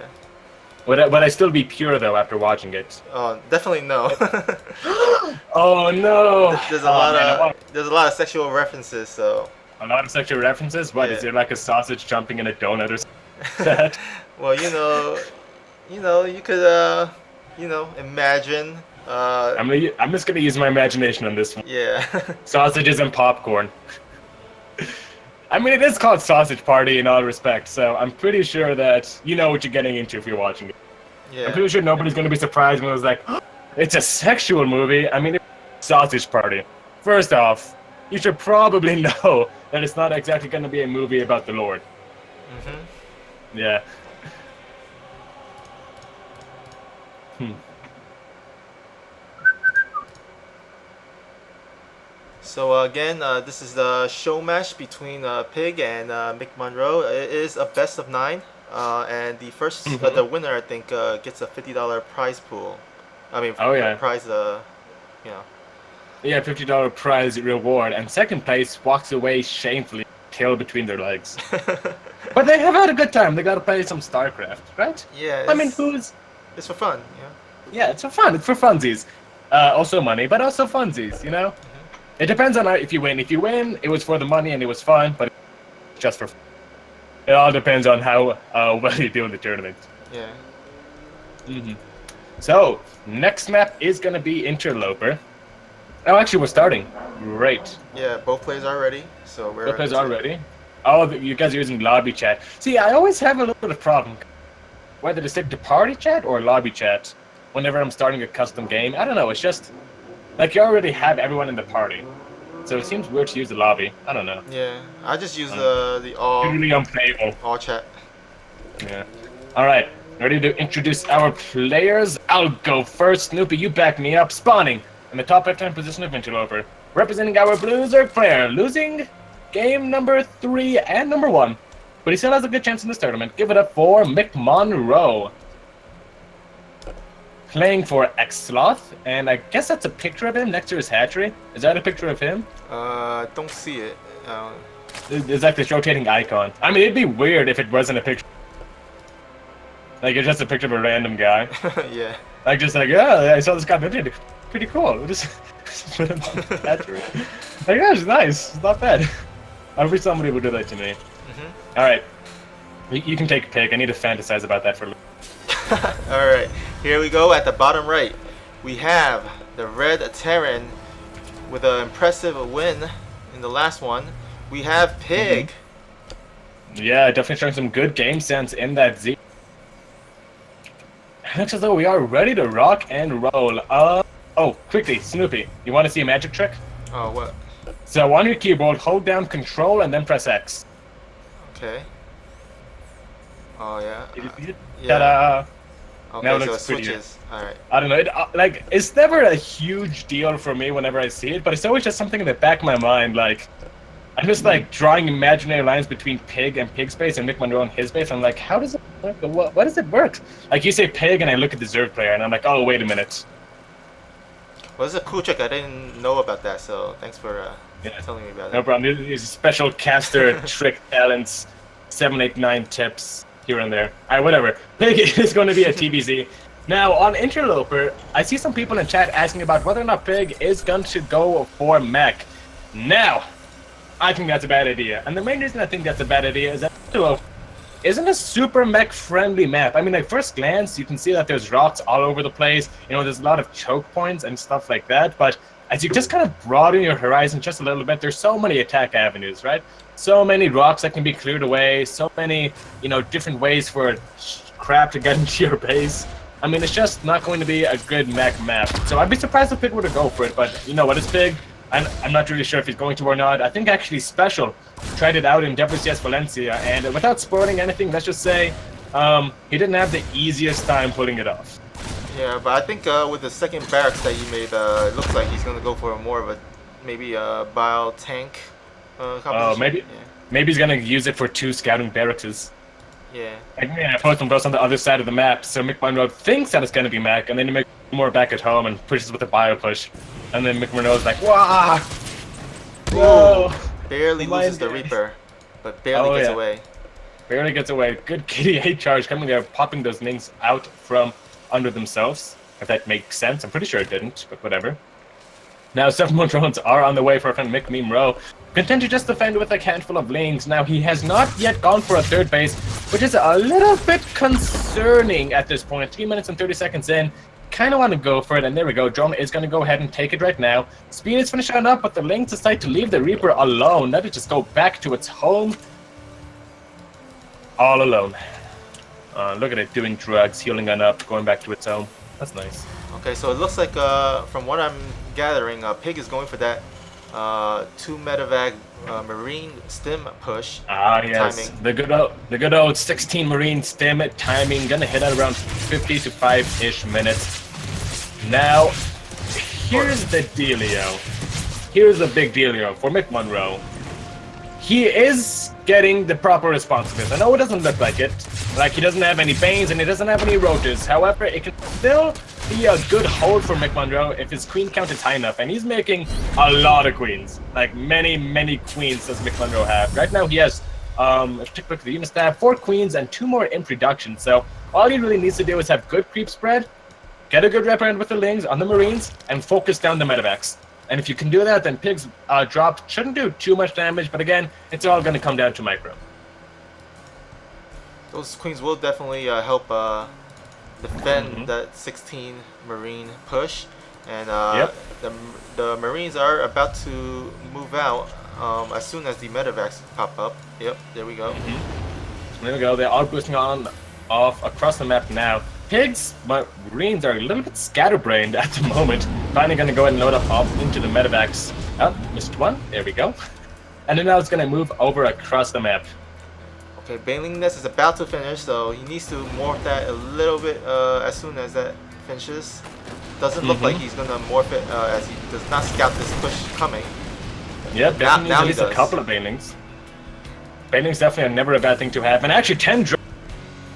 Oh my gosh, McMonroe is taking a huge gamble here. If he takes a bad engagement right now, he can possibly lose the game. So McMonroe, one thing for certain, his creep threat is gonna get wrecked, right? So there's no question about that. However, he can lose that. I mean, now at 60 workers against 40, that was kind of worth it. And now that his Banelings is finished up, he can still morph Banelings to try and make it happen. But still, we don't see any morphs coming on in.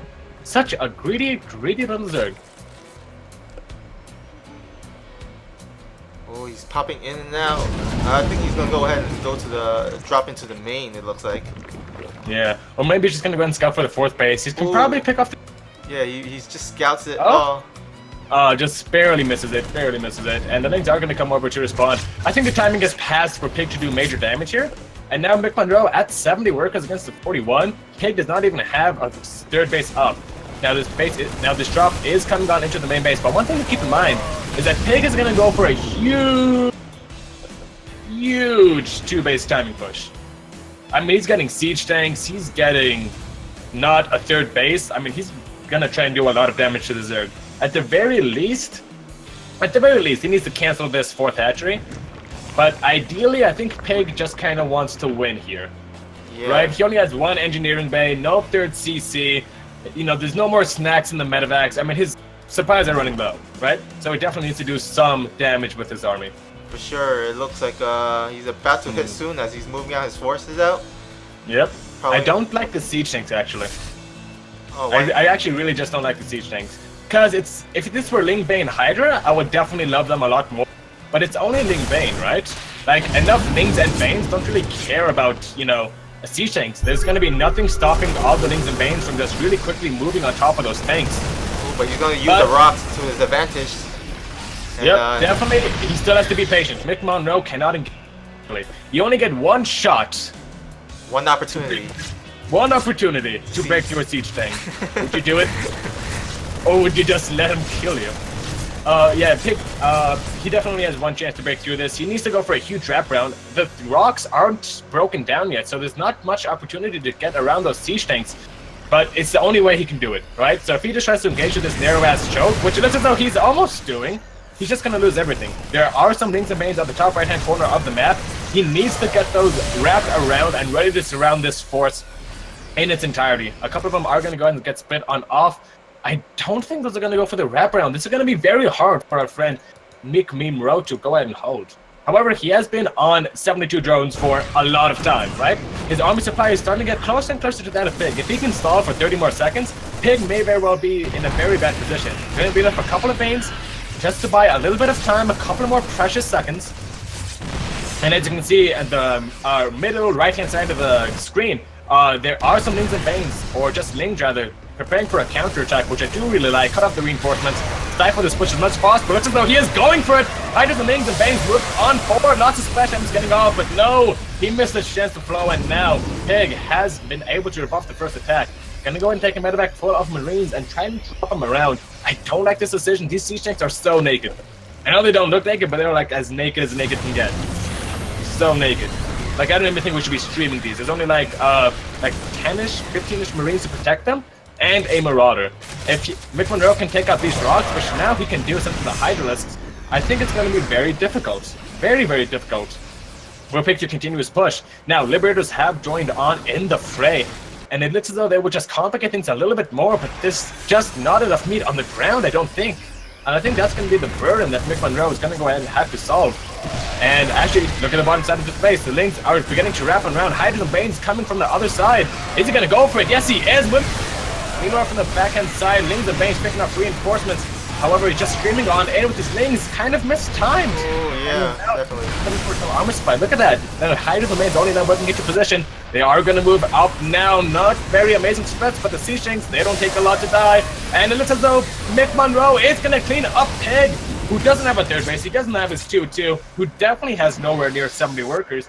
And Pig, what are you going to do? That was a really incredible attempted flank. Yes. At first it didn't work out, but I think later on, as the Hydras came up behind, it actually worked out in the end. Pig was completely banking on McMonroe not looping on around, but I think, you know, there's some expectation that he will perform a maneuver like that, and now he's going to go and camp. But now they're equal on army supply. There's a lot of Hydras and Banings, and just like, what, 10 Marines? The basis of bio is that you have a strong core to it, and when you don't have that strong core, things like this happen. That happens. Things get on top of everything. Pig is probably going to tap out here any second. No chance in the foggiest of wars, or hells, that he is going to win this game. He is down in army, he is down in workers, down in supply. He's just down. Yeah, remember guys, there's no third base is just starting for Pig. There's no third base, and both bases are blocked by Overlord creep. So yeah, look at that. I mean, I don't think McMonroe know that there's a third CC. I think he still thinks that Pig is gonna go for a big follow-up push. But I think at this point, you know, you think to yourself, you broke through that push twice. There's no way he's gonna do it and kill me. I would really like to see McMonroe now try and transfer over to Hive. I think that would be the best way to go about this. If you're really confident, though, I don't really mind the big Hydroling Bang attack that is as though he's going for. Take a look at the upgrades. It is 1-1 to the +1 melee +2 carapace. So especially with that melee attack, it looks as though Ultra is scamming here pretty soon. And what better time than when you just beat your opponent's attack into submission? you know, I actually think Pig, because his main base is almost run out, I would like him to actually lift that and probably get for another base. Hopefully try to catch up macro-wise. Yeah, I think when you're down this much, you have to take big risks to try and come back from this game. Right? That's how StarCraft is. If you don't take a big risk to come back, you're not going to come back. So, Pig, I definitely feel as though you are right. You should float that orbital over, get it to a fresh base, mine as much as you can off of it, and defend, defend, defend. Well, and also attack, attack, attack. It's a delicate balance, of course, between Terran. When you're a bio player, you always have to be attacking, of course. Well, not always attacking, but it should always be on your mind, right? You can't leave the Zerg alone to their own devils. For sure. And he is definitely trying to be active out on the map. The armies is just getting bigger and more scary from McMonroe. The Hive is you know, beginning to get worked on in, and there's not too much to stop Ultras. I mean, Sea Shanks are fine, but they're not Liberators. They're definitely not Liberators. At least I think they're not Liberators. I hope they're not Liberators. Oh my god, are they Liberators? Don't lie to me, Snoopy. No. I can take the truth. I can handle it. No, they're not Liberators. Okay. Okay, I just needed to know. Okay, that's good. And Pig finally gets I his almost third. died. Yep. Some idle SCVs though. Some lazy workers there. Yeah, some lazy workers over there. I think they formed a union. And you know what you do when SCVs form a union? What happens? They're the first ones to go when you need to open up supply. That's the first thing you do. You just take a note of where they are, and then say, "Hey, so yeah, just go across the map and kill as much as you can." I don't know. A lot of people actually sometimes just try to kill their across the map, which some people, which I guess some people be like, "Oh, why don't you try to get the value out of it?" I mean, what value are the probes gonna get? Honestly, at that point, I say just kill them. That's what I do. I just zap them to death with my Colossi. If I'm feeling frisky, I'll even storm them. Well, McMonroe is definitely wants to kill him because he is going for the Ultra Tech, and he is. You see his bank. He's pretty much saving all his resources for that to. Yeah. Ultra's Cavern is around halfway through. You're right. Yeah. What I don't really like is that he can't really afford that. Not money-wise, but more like supply-wise. And actually, this could be a good way to clear some of it off. McMonroe actually taking a bad engagement! Oh, wow, that was not good. Oh my God. If there god. was one word to describe that, it would be not good. Wow. Alright, so, this is bad. This is definitely bad. Pig is going to keep pushing on through. There are a lot of bio over here and siege tanks. However, I don't see much potential for spreading for Pig. If there's just enough baitings, I think McMonroe can destroy it, but he needs to be careful, right? If he just gets on top of the production, Pig is never going to get pushed on back. So he has to be really careful with how he engages this. So he's going to go ahead and try to move on forward. There are a lot of siege tanks. They're not sieged up just yet, though. Lings are getting on top of everything. Look at the siege tanks sieging up so late. Gonna get a couple of shots on off, but it's not gonna be enough. Pig plummets below 50 supply, and I think the writing is on the wall. 3 workers left. Meanwhile, a huge Link counterattack on the opposite side of the match. And you know what? I want you to do this with me. When he quits, I want you to do it with me. GG! It's okay, it's okay. I didn't give you much to work. Yeah. But yeah, that was a good game from McMonroe. Oh man, for a second there, I thought McMonroe like kind of gave the game away because he took one bad engagement in the middle. Horrible engagement. Like I threw up in my mouth a little bit. I'd rather eat sausage popcorn than watch that engagement over. Seriously. But definitely when you are behind, and when you're as ahead, actually, as McMonroe was, there's not really much you can do as Pig, right? Even if your opponent does make a big mistake, that's more than canceled off of the huge deficits Pig dug himself in. And especially with him messing up himself, not sieging up those siege tanks, it's just a little bit too much. Yeah. And now the score is 2 up. 2-2? 2-2, yeah. 2 up. 2-2. Yeah. Perfect. Nice tied up game. It is going to boil down to a best of 5 now, as both players are tied up 2-2. Actually, Snoopy, we just hit 33 concurrent viewers on the Afreecatv.com/Psionic Aftermath page. Oh, nice. What do you think of that? Not bad. Thank you guys all for tuning on in. If you are enjoying the stream, it really does help a decent amount to go ahead and give us an up and a star. I know these are not necessarily Twitch terms, but just look around and you should be able to find them. Actually, you know how the emoticons work over here? They're so weird. Here, look in the chat below. So all the emoticons are in Korean, so I'm just going to spam a bunch of them and hope that I can score us some foreign viewers. Hang on, let me try. So, boom. Oh, I can only use 3 at a time. Oh. Can't spam Kappas like you can in Twitch, unfortunately. Mainly because Kappa does not exist in Africa. So, just waiting for Pig to confirm that he's ready. Looks like he's taking his time, it's fine. Just thinking about the last match. I mean, honestly, when you do, it really has a big timer on it, I think, right? Yeah. And I think part of the reason that Pig was not able to break through was, he didn't do enough damage with his 2 marine drops in the early game. And, that allowed McMonroe to just skyrocket up in workers, right? And then, since he skyrocketed up in workers, and Pig was not pushing quickly enough, the economy advantage was just too much. And even though the engagement wasn't too amazing, the economy advantage more than made up for it. And I guess it was just a little bit too late for our friend Pig. Yeah, when you open with that build, you gotta do damage with those first Absolutely. I mean, if you're macroing out of it, you don't have to do as much damage. But if you're doing it all in, you definitely need to do like at least a little bit of stuff, right? Mhm. Like a little bit of things. And actually, what's really funny is that McMonroe started a drone, and you know what he did?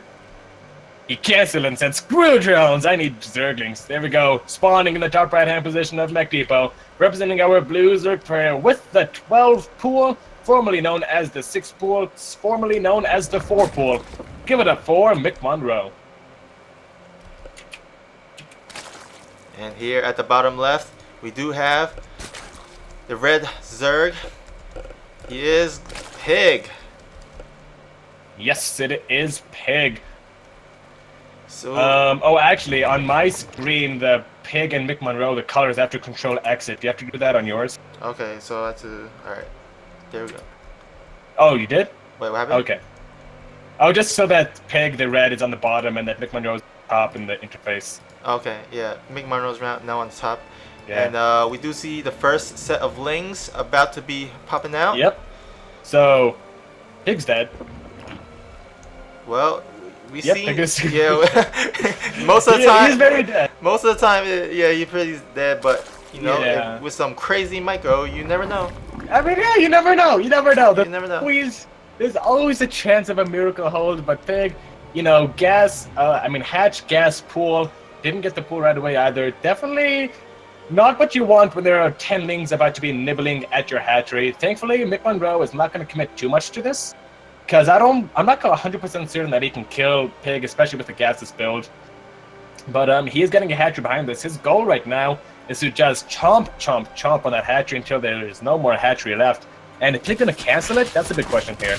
And Ooh, no, he does let it finish on up. I think that's a mature decision, right? Because if he didn't let it finish on up, there's a chance the links can move to their main base. And there's only 4 links in production. Actually, no, he doesn't want to sack it. The drones are being pulled off the line to try and save it. Is McMonroe gonna take the bait? I don't think so. I guess he has to now that the drones are being pulled off. Gonna wait for a couple of reinforcements.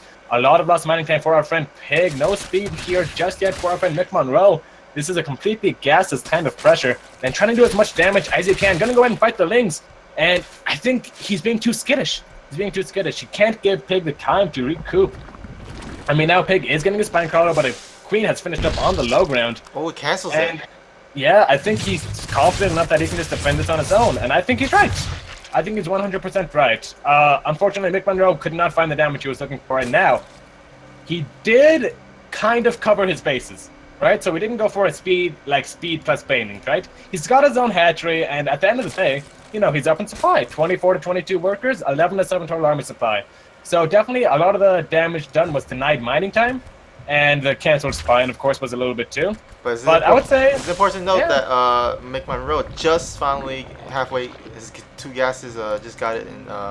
So it's like he's behind in gas, so he won't be able to research link speed or some make bane links. It's definitely going to be one of the contention points coming on into the main game. I mean, when you have fast things chasing non-fast, the fast things catch up to the non-fast things really quickly, right? Yeah. And when you have more of those fast things than the non-fast things, then they could end up dying. So what I'm trying to say here is that Pig, if he finds his lings that are still out on the map for McMonroe, it could actually be a little bit of a disaster. You can't end up losing like 10, 12 lings just for free. Yeah, we do Especially see a this part of move the out match. from Pig with a bunch of lings. We'll see if he will be able to move in. Ooh. Oh, evolution chamber. Blocks it. He Yep, needs to block Evolution this. Chamber box does happen. Oh, there's a tight wall. Good. Pig wants to keep on breaking on through. Needs to hold position these queens. That's not a tight wall. And unfortunately, the link running on in for our friend Pig. Drones forced to pull off the line, bust out them fisticuffs. Maybe throw the minerals and gas at the Zerglings. I don't know. Anything you do to clean this on up. Now, it's not going to kill McMonroe, but it's definitely going to put him in a bad position for a couple of reasons. First off, the layer is scouted out, and secondly, he lost some drones. He lost 2 workers after an already failed attempt at aggression. And the lings on the opposite side of the map for our friend McMonroe just now trying to move on through. They're actually going to do a great job of it, yeah. I mean, McMonroe is still making drones back at home. He's going to hold this off. And look at that. Lings are now in the natural base of Pig, taking out some drones. They're going to go ahead and fight, but I don't think that's the correct decision. These are slow lings. You can outrun them. And at the end of the day, 7 workers killed to 5. I mean, Pig, kind of in an evenish position. I would like to say that he has this advantage because of the scout on the layer. And, oh boy, Snoopy. Ooh. 2 spires. 2 spires. Oh, gonna be just too good. Now, the reason why it is gonna be just too good, it reminds me a lot of Phoenix versus Phoenix in PvP, though not nearly as one-sided and explosive. It's gonna depend. How much does Pig decide to commit to that Spire? And how much does McMonroe commit to that Spire? Because sometimes you only see a couple of mutas with a roach transition, and if that happens, it's going to be bad. Because one player can just, find the mutas of the other and just kill them with their mutas overwhelmingly, and then take a favorable engagement on the ground. So definitely, it's going to be mutalist wars coming up on early. I don't think any player is going to want to transition to roaches. Oh, now as you said that. Pig is throwing down his Roach Warren, so he is going to go ahead and... Oh, he's going to go ahead and go for this Roach. I mean, he still has a decent amount of gas banked on up, and with his on into the main base, going to go ahead and see everything that it is to offer, except for the Spire! Oh! Ooh. He's going to kill the Changeling! Oh, the Changeling! Oh, no! It didn't see it! Oh, now Pig knows that it's Spire versus Spire. Immediately starts 7 mutas. McMonroe, however, he can start 8. Look at him go. And I can actually tell what they are in the production tab because they don't just look like spiked butterflies, right? You can actually see that they are things. Yeah. Now, Pig does have his third base up and running, so this is actually pretty unfortunate for McMonroe, or McMonroe, whatever he is, right? McMonroe, yeah. McMonroe, we'll just call him McMonroe, and maybe a couple of memes here and there if he wants to so accept it. Pig is cleaning up a lot of the creep for our friend McMonroe, which is pretty unfortunate, but mutas have popped on out for him. Pig probably is going to stay back at home with his mutas, but I think it's a mature choice. If he knows that McMonroe is only on bases, there's only one way to go, and that is up as far as economy-wise. 24 to 42 total army supply. McMonroe is starting, I wouldn't say he has lost control of the game yet, but he's definitely not doing as well as you would have thought. Ooh, the Muta's gonna catch some wandering. Yeah, gonna go ahead and catch the roaches. Not bad. Pig is gonna lose his roaches out in the middle. Must be pretty horrible to be a roach that is just getting killed by mutalisks, right? Yeah. I mean, look at that one. It just died and just squirmed for like 20 minutes. That's pretty disturbing. I don't know about you, but yeah. Ooh, nice wall off. Yeah, not too shabby. Probably should cancel those spine crawlers. In my actually super noob, not professional opinion. Hey, not bad. And looks as though McMonroe is actually up in workers, surprisingly enough. Probably going to change in like 2 seconds as 12 drones are about to burst out of the regs. Oh, there is nothing to defend the third base of McMonroe. I think these Oh links are yeah, I about think to it's going to be a cancel cancel. Yeah, and meanwhile the mutas are flying on into the main base. There's nothing defending the main base. Oh, it's gonna be Hyper close. Unfortunate. It's gonna be close. Oh, he lets it. Yeah, Finish. I think. Oh, the mutas are moving away. Oh no. Oh, the worst of both worlds. How unfortunate. McMonroe losing the third base and taking damage in the main just was not decisive enough. And now take a look at the units tab. 12 mutas to 10. That's not overwhelmingly in McMonroe's favor. He has nothing going for him. Nothing going for him. I mean, he has 3 evolution chambers, but really, that's not something going for him at all. And it's more like an unfortunate consequence of a wall off. And the most important thing with the loss of that third base is they're not going to be a fifth and sixth gas, so he's going to be behind in the mutas. And now, even worse, he's getting... Pig is actually going to go ahead and get a mutalisk lead in this situation. Look at that, it's 18 to not 18 at the moment. Look at that! Gonna go and find the mutas of McMonroe, already losing 1. 14 mutalisks to 20, now 15. I don't think this is gonna be a very forgiving match. Snoopy, I think his time here is limited. Gonna go and take the fight right now, but oh my god, is that one-sided or what?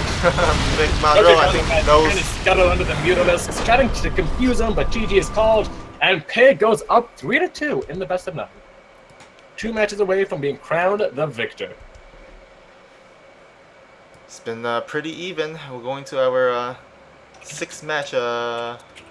Pretty close. Yeah, very close match. I mean, I'm very glad that one player isn't just absolutely blowing the other out of the water. Now, if they were just blowing each other, that'd be a different story, but... Yeah, they seem to be pretty even in terms of skill level so far. Yeah, not too much of a discrepancy. Actually, let me go ahead. I'm going to check something really quickly. I'm going to go to the GM ladder. Let me see if I can find McMonroe. Alright. I'm going to look for him. Do you know his MMR, for any chance? No. Well, he's Master. It says he's Masters 1 right now. Oh, he's Masters 1? Yeah. Oh, I could be playing Pig. I'm Masters 1. That counts. I could be playing and casting and stuff. Oh. Alright, let's see. Definitely Okay. giving Giga a run for his money, though. We're gonna go to his ladders. Current season, Legacy of the Void. Oh my god, how is this guy Masters 1? This is crazy. He's at 6,076 MMR and still has not won Yeah, it's that Grandmaster. That is very confusing, actually. Alright, so Very- Pig says he has a sound issue, so he's gonna have to fix that quickly. Oh, okay. Yeah. Let me just quickly check. Current season. Oh, it's because there's different divisions. He's in a different division than I am sometimes. Ugh. So, Snoopy, Mhm.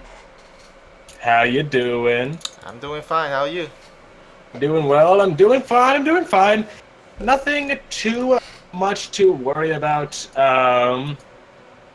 Actually, not very exciting. I have nothing exciting happening in my life right now. How about you? Well, I got some StarCraft on a Sunday night. Oh yeah, that's not bad. Okay, so yeah, that's good. StarCraft is always good.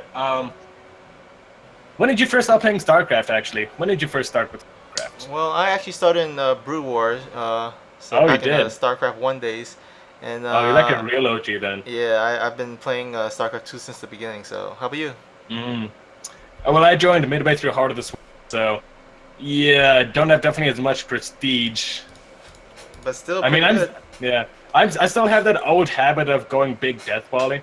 I mean, I'm not gonna say I miss Heart of the Swarm because I think Legacy of the Void undoubtedly is one of the best iterations of StarCraft 2. Actually, the best iteration of StarCraft 2. But you know, there's something nice to be there. You know, you used to be able to go for these big death ball like Colossus armies. I don't know. I always liked the Colossus a lot. Yeah, me too. I actually, Yeah. I actually like the HOTS more than Legacy of the Void. But I think, I see what they were doing, but I do kind of miss it. Actually, with the new balance changes, I think they are buffing the Colossus a little bit. So, you know, my Thermo Lance is being researched, if you know what I mean. Definitely like to hear that. but I think with the new patch, the big patch, they're doing a lot of things that I like that actually might sway me to like Legacy even more. Mm. Like, what's your favorite change? You know, Don't say shield battery. to the surprise of everyone, as a Protoss player, I actually am really happy that they removing the mothership core. Boo! I Boo! Bad Snoopy! I can't believe I'm casting with you. What the hell? Come on! What are you doing? Okay, so I love you. Don't like your mama ship core? No, I never liked the man. mothership core, and I'll tell you why. No, don't say that. I'll tell Don't you why. say that. I'll tell you why. Because I had to use one whole separate hotkey for a mothership core for only one unit. I know. That's the best part. The best part. It's so good. I rather You get it over here. Hey, I'd rather use that for a different, you know, like maybe army control group or something, you know. The mothership core is your army control group. Well, it's just only one unit on the No. one unit taking one whole control group, you know. And I never, I don't like the proxy photon overcharge strat too. It's like a little bit cheesy to me. I know, that's... Oh my gosh, you just don't get it. Pylon should not don't be get it. shooting things. Yes, they should! And Nexus should be They shooting should. things. Haven't you seen those Carbot animation videos with the pylons have like cannons and guns and stuff like that? Yeah. That's what a pylon is supposed to be. Oh man. I mean, so, admittedly, it will give you a little bit more freedom about where you place your pylons in the map, but I think it's going to be hard. I think it's going to be so hard to remove the mothership. Because the main route they're going for with the mothership core is to replace it with, you know, shield restoration stuff. So instead of giving us like overcharge for damage, they give us shield restoration. And the main problem with that is, you know, first off, the main problem with Protoss early game is that we just don't have damage, you know? Like, Stalkers don't do much damage, Adepts don't do much damage, at least they don't do it quickly, right? Yeah. So when you have like 4 or 5 Adepts and a couple of Stalkers, which probably doesn't happen, but let's just say, against you know, a bio bomb with like siege tanks, you know, you're never gonna break.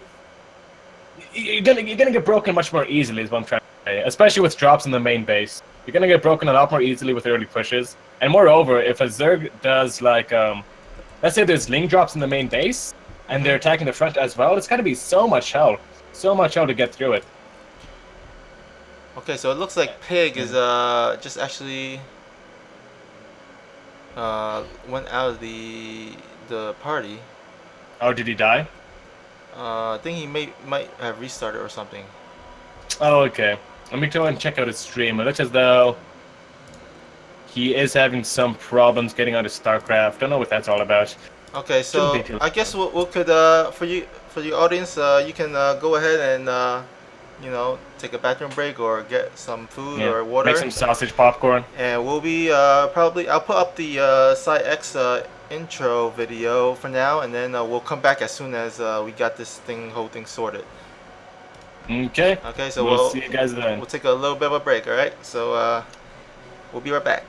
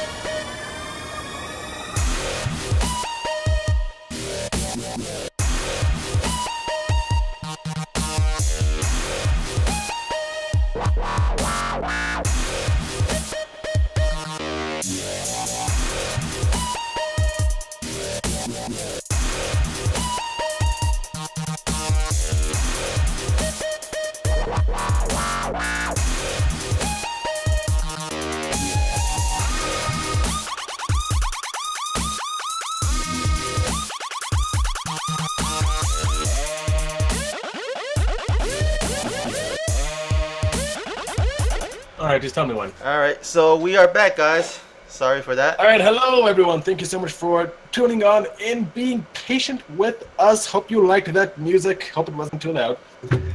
Big shout out and thank you to John SF for donating 2 star balloons, becoming part of the fan club VIP. Yes, thank you very much. Thank you so much for supporting your local community StarCraft scene. Hang on, I'm having trouble swallowing something. Oh. No, you better not clip that. Hang on. It's like this. I'm not choking or anything. It's just I ate a warhead. Like, you know how it's like just at the back of your throat, and you can't really get it down. Ah, yes, yes. Yeah, I'm gets- just trying to swallow it, and it's just. And I swear to God, if you clip me, I'm just gonna DDoS you for like a week, a month, a year. All right, we're good to go. We're ready. Alright, is Okay, sorry, let's go for it. Pig ready? It doesn't look. I got confirmation from McMonroe, but hopefully Pig's sound issue is all fixed. Yes, let us sincerely hope so. Looks as though on his stream he is in the lobby, so he should be ready to rock and roll, I think. Crap, it's... Oh my god, you know what? I'm gonna get some water. Forget it. I'm just gonna use some water. I give up. It didn't work! Oh no! Oh, I'm just gonna have to live with this for the rest of my life. Until like when I'm 40, I'm like coughing an interview and just gonna spit out this like 40-year-old warhead. Oh my god.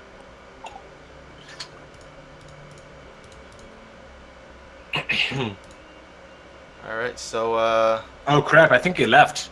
Right? huh? Pig? I think he left. Okay, no, he's still here. Oh no, he said it's all good. Okay, no problem. Alright, let's get ready to... Game number Alright. 6, Go if for I'm it. not mistaken. Yeah, game number 6, and Pig is leading 3-2, right? Oh, is it Yes. Yes. Pig is leading 3-2. So far, a very pleasant surprise. When best of 9s go up all the way to game number 9, you know something is being done well. Yes, and McMonroe has to win this next game, or else he's gonna be behind 4-2. Yeah. You definitely don't want Pig to be on match point. Let me just quickly control X so it looks good on my screen. Alright, I guess I'll introduce Pig first. Damn it, I already did. Let me try again. Fine. In the top 10 position of it doesn't count. I make that mistake sometimes, so Yeah. Representing our blue term player, folks, give it up for Pig. Currently up 3-2 in this best of 9 with the Lego SCVs. that's correct. And the person that has to come and tie it back up is going to be the bottom right red Zerg player. It is from X-Sloth Clan. It is McMonroe. What a man. I like that it's so evenly matched, by the way. Yeah. Definitely a very big perk now. Very interesting game, too. Yeah. But game number 2 was... oh, wait. Never mind. Sorry. That's my train of thought. I'm thinking about sausage popcorn again. I'm gonna stop. Okay. Alright, It's so, okay. both players just going for something nice and standard, you know? You kind of don't want to try something too crazy, especially if you don't know what race your opponent is. Obviously, McMonroe didn't really have that in mind last game, but looks as though he has learned. He just wants to go for a super standard build, hatchery into gas, into pool. Nothing too much to be said about that. Pig, meanwhile, looks as though he's going to go for a Reaper expand. And both players just opening up fairly standard so far. No deviations just yet. Well, as we wait for the players to deviate in terms of their tech, why don't you talk about this map and the layout of it? Of course, Snoopy. So, Odyssey is a pretty standard-ish map. So, especially for T, it's definitely one of the more even maps. Bases are not too far apart so that Zerg has a migraine every time he tries to defend something, but they're also not too close together so Zerg is just nice and snugly tucked into a corner like a piece of warhead in the back of your throat. Seriously, I can't get rid of it. Anyways, I think it's going to be a very even match. I'm guessing a kind of map, you know, it's just big enough to not really encourage any two-base aggression too much. So I think Pig is definitely going to take more of a macro style approach to this, especially after that game on Interloper.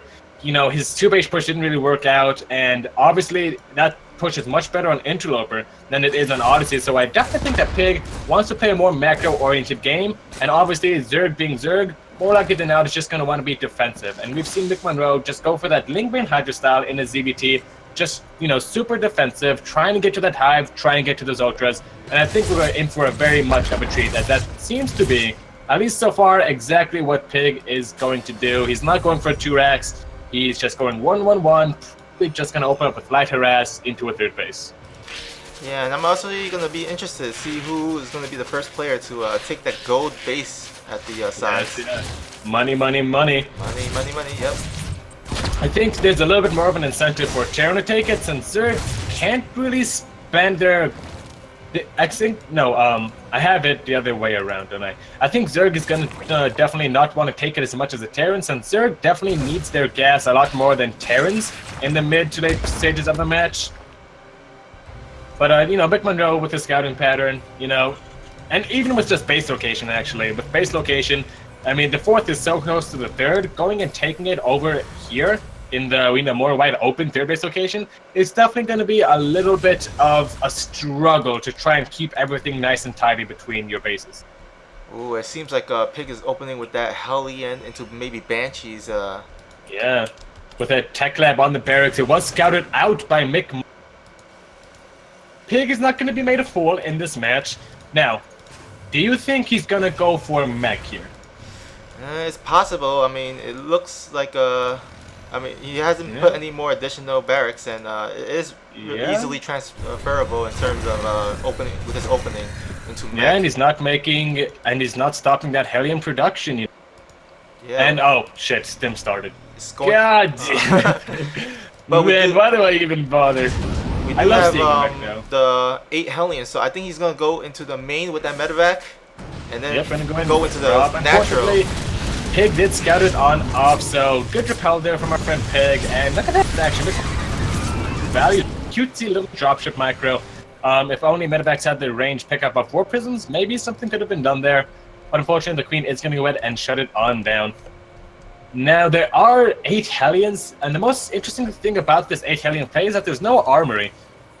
So Pig is definitely just going to go ahead and try and assert map dominance with these Hellions while he takes his third base, not necessarily try and deal a frontal push. Gonna get damage wherever he can, and gonna just keep the Zerg on the Zerg side of the map. Ooh, good pick up. Yeah, let's just take up the medevac. Let's get taken on down now. McMonroe, or Pig rather, is gonna go ahead and get that third CC like we expected, adding on additional racks just now. Stim should be finished in around a minute or so. And does he have anything planned for it? That's as though he's gonna have 2 medevacs by the time Stim comes out. I think it's the timing on that starport.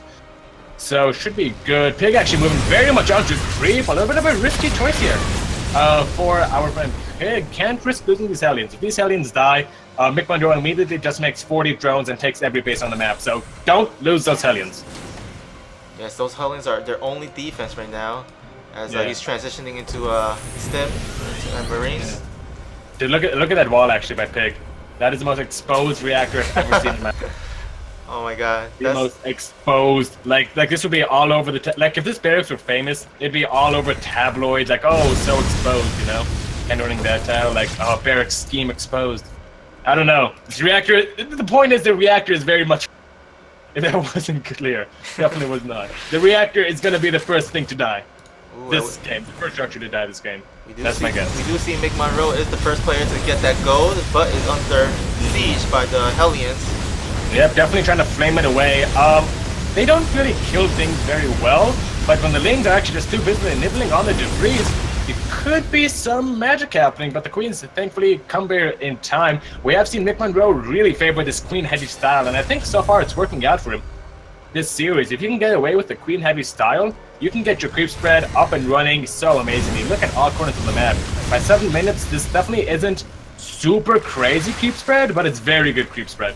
Yeah, I think Pig has been denying these creep tumors pretty well with the Hellions too. And we're doing his best to deny the creep tumors as much as possible. Still, no. McMonroe is just going to go ahead. Creep does recede faster in Legacy of the Void, but look at that. Just going to go ahead and put it down as quickly as possible. And should be up and running with his creep spread, no problem. And these Hellions, they're pretty damaged. Lings are starting to get higher in numbers. I think it's time for these guys to either go on a suicide mission or head on back home to Pig. Now, he does have an armory, so I think he wants to send him back home. He use him hellbat push later on. At least that's what I would do with it. Now, there is a Spire also starting for our friend McMonroe. And this Spire is definitely a deviance from what we're used to seeing his style in TDZB. We used to see him go for that Ling Bane Hydra. And it looks as though this match he's going to go for a Hydra Ling Bane. And that's definitely going to be a big change up to what Pig is expecting. If he tries to go for another siege tank push with those mutas out, it could be devastating. Yes, and we see a push out from From Pig rather, and I think he's gonna go head to that gold base. It looks like. Gonna go ahead and try and push for that gold base. Indeed, I do think this push is a little bit premature. So he didn't really do enough damage, or send this contingent of forces out quick, comfortable with this army stepping out, especially on Check 3. Because look at that! Look at how many Banelings there are. Look at how many Banelings there are. Look at that. I think McMonroe actually knows that Pig has overstepped his boundaries. He has a lot of things of bangs. I think he's just gonna go for it. Just clench his jaws any second now. Pig isn't very split on up, and look at that. Gonna go ahead and forward. Yeah, the mine's actually moving on forward. Baneling's not attacking with the rest of the army. And McMonroe, I think one of his big problems this series, I think you can see it in his in the first CBC actually, the very first match of the series. He was just not doing well with closing out the game. He was too skittish with his units, and now it looks as though it is going to remedy that situation. Surround! Big surround on the units of Pig to run back home. Medevacs boosting for their lives, and now 5 Mutalisks are on the way. Can probably afford 6 more as the larva and gas has become available. And 5th base now up for McMonroe. Well, almost up and running. What is very interesting though is taking this 5th base really quickly. It's definitely interesting. He's expanding in a very vertical pattern. Like it's so vertical you can almost not find the slope of it. It's actually undefined. But I think I'm a big fan of this, especially with Lingbane Hydra. I think it's a lot better than what it appears to look like initially, because you can just get so much surface area, like such an incredible amount of surface area when you're protecting your 5th, your 4th, your 3rd, your natural, right? And the Mutalisk should be able to take care of any drops on the left-hand side, so definitely a strategy I really do like coming out from our friend McMonroe. Oh, Bangling's trying to get into the 3rd, does not get anything. Oh, nope. They do end up getting denied by that chunk of bio. Meanwhile, the Mutalisk on the left side of the map do take out dropship for Pig. And now Pig, he's not going to be able to find any damage against us. That means the Zerg is just going to go to pound town with his tech. Infestation event is starting as well as +1 in the air. Bandy's moving up forward. This big attack in the middle of the map is going to go ahead and get cleaned on up. Pig. And meanwhile, his natural base. Whoa, are you seeing this? Oh my gosh, a huge Ling run by. Ooh, supply depot up. Yeah, unfortunately, though Pig does not have a missile turret in his main base. Oh, there is attack. Is everywhere. Attack everywhere. Yeah, I mean, some Marines are going to clean up them units in the main, but they can just bounce to the natural. And look at that, that's exactly what they're going to do. Meanwhile, the 4th base, the command center, is going to die. Not a lift off in sight. Pig is being pulled this way and that, and there's nothing that he can do to stop it. And look at the worker tab. It's 78 to 49, so almost 30. You wanted us to look at the supply, didn't you? Or the worker, yeah.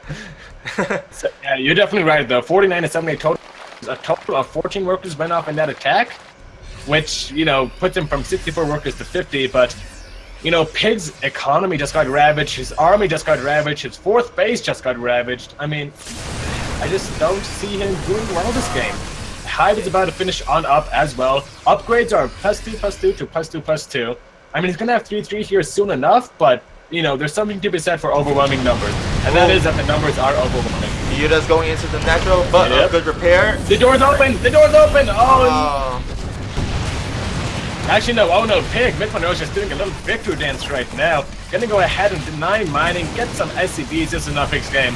Definitely not Pig's game. He's gonna go ahead, and I think any second now we should be seeing McMonroe tie up the series 3-3. There's not even a missile turret at the planetary fortress. Oh, more workers going down. Yeah, they're just gonna die. Look, they're not even running. They just accepted their death. Like, yep, that's by Muta. I always knew. And Muta's gonna get away without losing a single one of them. Ultra Scavenger has started as well. Now there is a big lack of gas for our friend McMonroe at the moment, but look at that gas income. 1,300, actually 1,400 to 300. There is no way Pig is going to be able to get the necessary tech to contest those Ultralisks. Oh, at the top, while Pig is out, the Banelings. Oh, they're going to kill the bunker. Nothing in that bunker, so, you know, a little bit of a moot point there. And the SCVs do evacuate, so that's too much damage. However, Pig is putting all of his eggs in one basket. He's going to go ahead and try and move across the map, try and press through the middle while harassing the left, but, you know, McMonroe was just too solid. Just too solid.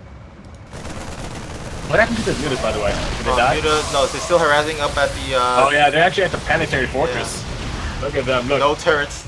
No turrets at all. Pig is gonna lose all.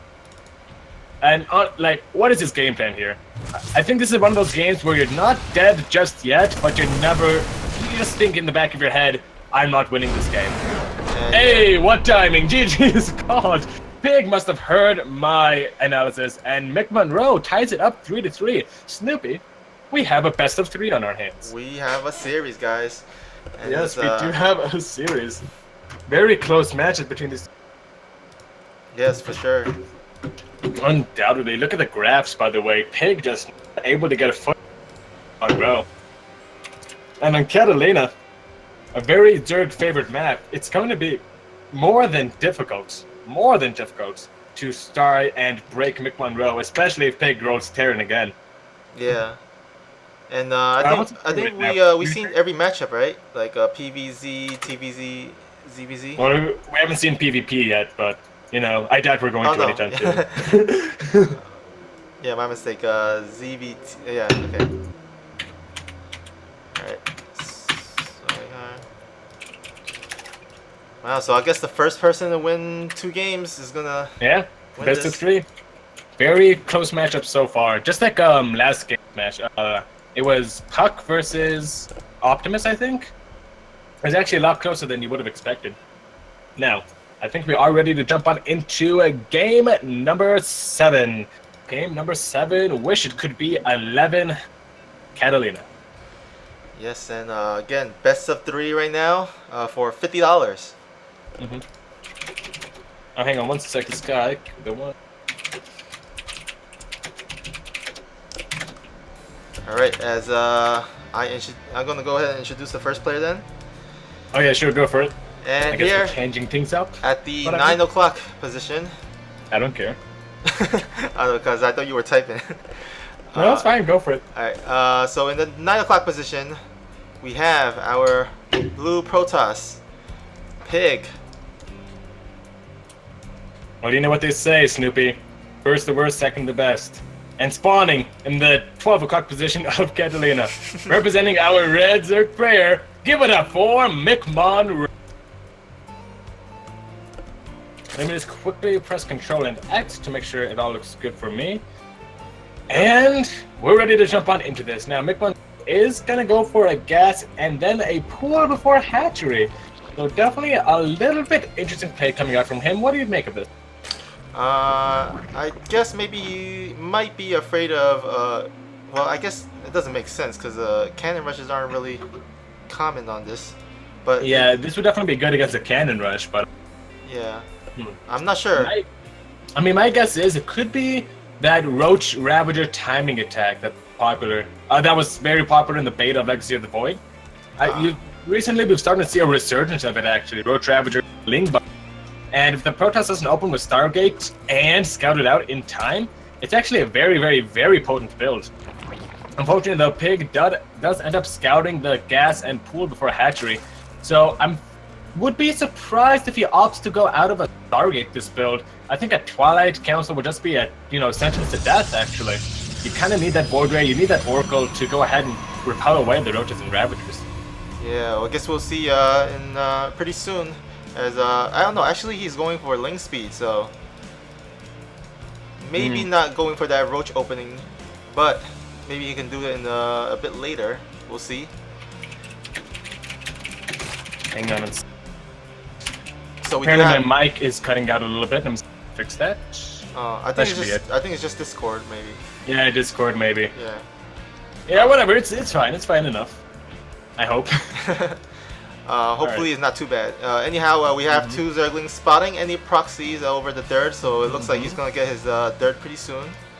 As a drone is moving over. Call me a gypsy. Gypsy? Yes, call me a gypsy. Okay, you're a gypsy. Look at the main base of McMonroe. There's a Roach Warren! Yeah, that Roach is about to start up immedially. It is going to be that Roach Ravager bus that I was talking about in the beginning of the match. And Pig has yet to throw down any tech building so far. Actually, no, he did. And guess what? even more gypsy-like. There's a Twilight Council, not a Stargate, and this is turning quickly from bad to worse. And the Robo Facility. He's gonna go for Dark Tempo drops. Yeah. I mean, as we saw in Acolyte, Dark Tempo drops can really be good, but what did I say the big problem with them was? They leave you so open in the early game. Okay, so this is new. We never seen this before, but usually, you know, in Legacy of Void, we see Roach push and Protoss going DT. This is very common, but we have a shield battery on the way, so we'll actually see how this deals with a Roach push.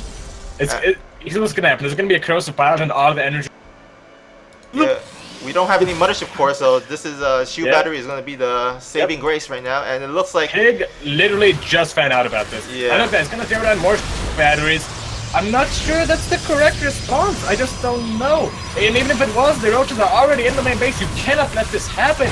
And Pig is already in a big spot of trouble, trying to DPS out down the roaches with this 2 out of them stalkers. I mean, he's gonna pull the boys, which is definitely good. You absolutely need to pull the boys in this situation. First roach spell just come on down. Fortunately, shield batteries do not kill themselves, but it's still looking so dicey for our friend Pig. The roaches and raptors are not being seen on up. And he's really gonna go ahead and start warp gate. There's still no mothership core. Oh, that's right. there is none. There is none. I was like, why isn't they getting a mothership core? And I was like, oh damn, that's right. Oh, I just reminded myself of the tragedy. Yes. Now the dog shrine is probably not going to finish, and even if it were, I don't think it's going to be too impactful. Now, here's the thing, actually, McMonroe taking a little bit of a mess up here, not focusing with his links, but I think there's just enough of them that even sacrificing those roaches to the Immortal that now has 4 kills, it's just not going to be enough. He's using the last of his workers, and we should be seeing a convincing 4-3 lead for McMonroe here. More and more links spilling on, and GG is called, and Pig is now on lost point against McMonroe. Yes, one more win by McMonroe, and he will be the winner of this show match. Yeah, it's $50 in the bank. Do you know how many Day 9 announcer packs you can get with that? Like 10. Is Arctic Gates, I think, part of the map? Huh? Oh wait. Is what part of the map? Oh wait, never mind. I think we had to restart the cycle, the map cycle. So we're going back to Abyssal Reef. Back to Abyssal Reef. Back to game number 1. This is going to be tough. This is definitely going to be tough, because it seemed as though the only matchup that Pig can really, I feel, confidently put up a really strong fight against McMonroe is ZVZ. So consigning himself to play random is a little bit, of course, it's going to put him at a big disadvantage against McMonroe. And I definitely feel as though if McMonroe just keeps on playing how he's been playing so far, I think Pig may just go down 5-3 if he doesn't get Zerg on this map. Yeah, I guess we'll see. Abyssal Reef is one of those weird maps where there's a lot of choke points. Definitely lots of choke points, a lot of things, a lot of weird things that can happen here and there. Alright, before we jump on into what potentially may be the last map of the series, please be sure, if you haven't already, give us an up and follow us on Afreecatv. It really does help us out a great deal. I think you can find those options right underneath the screen and kind of to the right. Right? Yeah, right under the viewing screen and kind of to the right. You have the up button and the start button. Really? This is all you gotta do. And we'll just scream in ecstasy. Probably. Anyways, let me go ahead and introduce the player in the bottom right-hand position first. Is spawning as our light teal player. Representing... Oh shoot, I messed it up. Okay, spawning in the bottom right-hand position of Abyssal Reef. Representing our light teal player. He is a Protoss. He is Pig. I let my rage blind me from doing a good in. It's okay, because at the top left, with a lot of rage last game, we have our blue Zerg. He is one game away from winning $50. It is from Team Xloth. It is McMonroe. What would you do if you had $50, McMonroe? I mean, Snoopy. You know what? I'll just probably save it and invest it. Boo. Boo. Boo. Boo. Gamble it. Or maybe just buy like 10 copies of StarCraft. Well, actually... Oh no, actually, there is a sale going on right now, right, for StarCraft? Yeah, it's 50% off, I think. Yeah, so you can buy 2 copies of StarCraft and like a hot dog. Well, actually, I And a think bag of popcorn. I, Enjoy I, some sausage popcorn while you're playing 2 games of StarCraft at once. What's not to love? well, actually, because my computer is actually really old, so I wanna Hmm. save it to like upgrade my computer parts. So I think that would be Ah, I better. see, I see. Boo. How about you? What would you do with $50? I've actually never thought about that. Maybe, I don't know, I'd probably actually buy a tutoring lesson from from one of the pros. Like maybe I think Hero Tutors? I don't know. Maybe I'm gonna get like an coaching from like one of the good Protoss players. Uh, hey, maybe you Yeah. might buy a coaching session from Pig himself.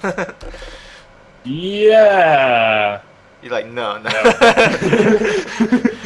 If I needed to be coached on Zerg, definitely. But for Protoss, I'm not gonna knock his Protoss at all. He plays a good Protoss. Mhm. But You want a person I that wanna, really knows yeah, Protoss. yeah, that really does understand like the nuances of Protoss. Yeah. Like I think Neeb actually coaches for like 50 or 60 an hour or something like that. Oh, that would be a really good coach. Yeah. That'd be great. Like Neeb, I think Neeb undoubtedly is like best foreigner of all time. I think I'm confident in saying that Neeb is best foreigner of all time, right? Maybe there's a lot of competition. Yeah. I mean, the thing is, I think who he contends against But are people like Stefano, right? Yeah, he's Like definitely. Stefano is his biggest. Yeah, I would say he's one Yeah, of the but biggest. But you can make a yeah, case for but Neeb though. oh yeah, you can make a case for Neeb. Like for Stefano, say that not as good as it would be.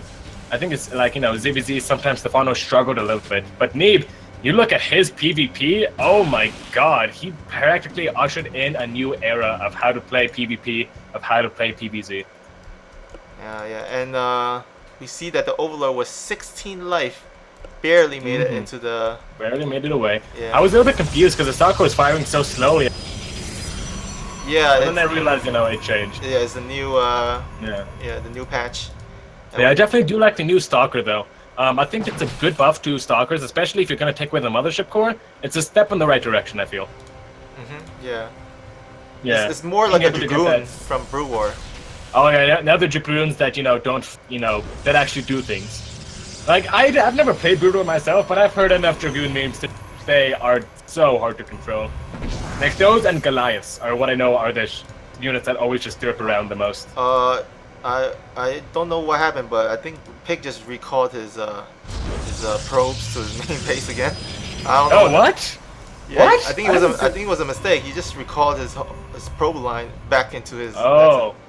Yeah, I think. It was Oh, you're right. It's on cooldown. Oh wow. I think it won a boot. I accidentally hit the recall button. Yeah. So a little bit. Maybe it's just a mind game. Yeah. Maybe like McMonroe sees that mass recall is on cooldown and he's like, all right, where's the proxy nexus? Where is it? Actually, that's actually gonna encourage proxy nexuses, don't you think? Just a little bit more. Like you can recall probes to the proxy nexus. Yeah, I guess it will be. Yeah. I would assume that will be really helpful in team games too, because Oh yeah. yeah. Alright, super. Alright, let's go back into this game and let's see what Pig and McMonroe are doing. Because impactful McMonroe with a pretty standard third base timing, going for some roaches, getting some drones, blah blah blah blah. Pig, however, he is gonna go for those. Not a Dark Jump drop this time. He's gonna go for a Charge Lot drop. We have been seeing players like, Stats and SOS kind of trying out this new style of, just full-on skipping the Dark Templar and just going straight for Zealots. And it can definitely, well, it will never do as much damage, I believe, as a Dark Templar drop. It also guarantees that you can transition to Storm a lot faster. And you can get a lot more sentries back at home. And look at that, see, already at Twilight, Templar Archives actually, already on the way, so his Storm is going to be insanely fast. Yeah, and basically right now we see that this is going to be a little bit of a drop by Pig, trying to get as much damage done. Yeah, but honestly, just need to grab a couple of workers and have the threat of the warp ping you. Yeah, but too much roaches, gonna only get one worker kill. Yeah, let's move on back. Now, here's what I like. As the second you saw the Warpism, immediately he throws down a Spire. And I think this is better than he is anticipating it to be, the Spire. Because he's throwing down the Spire in anticipation of, it was Dark Templar drops. But now that he knows that it was Zealot drops, he's gonna know that Pig is 100% looking for a huge ground pounder army. Like he wants to get Immortals, Sentries, and Archons, and High Templar. And the thing about that is only one of those things shoot up, and those things aren't known for their mobility. So as soon as the Spire finishes on up, if he gets, say, 5-6 mutas, kills the War Peasant, and moves across the map, Pig is going to have a really tough time trying to hold on. Yeah, but he is researching Storm, so hopefully that will help him in the engagements. Yep. If the mutas do clump up a little bit too much and take a bad fight, a Storm or two will definitely shut them out. But I don't know, so far he has nothing that shoots up. I don't think he's scouted out the Spire so far, has he? Yeah, I don't think so. Yeah, definitely hasn't seen the Spire, hasn't even seen the main base at all, as a matter of fact.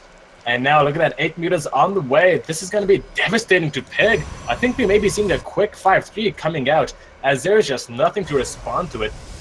And with this War Prison full of Zealots, you know, with the early game War Prison filled as Protoss, you absolutely need to be scouting with it, without a doubt, right? Yeah, definitely. You need to be going into the main base, even if you lose 3-4 Zealots, it's fine. You need to be seeing what he's doing, when he's getting his Hydra Den, when he's getting his Lair, when he's getting his fourth, and so far, Pig has just been, I think, too passive, too adamant on getting damage done with it, instead of doing the other thing and getting scouting information.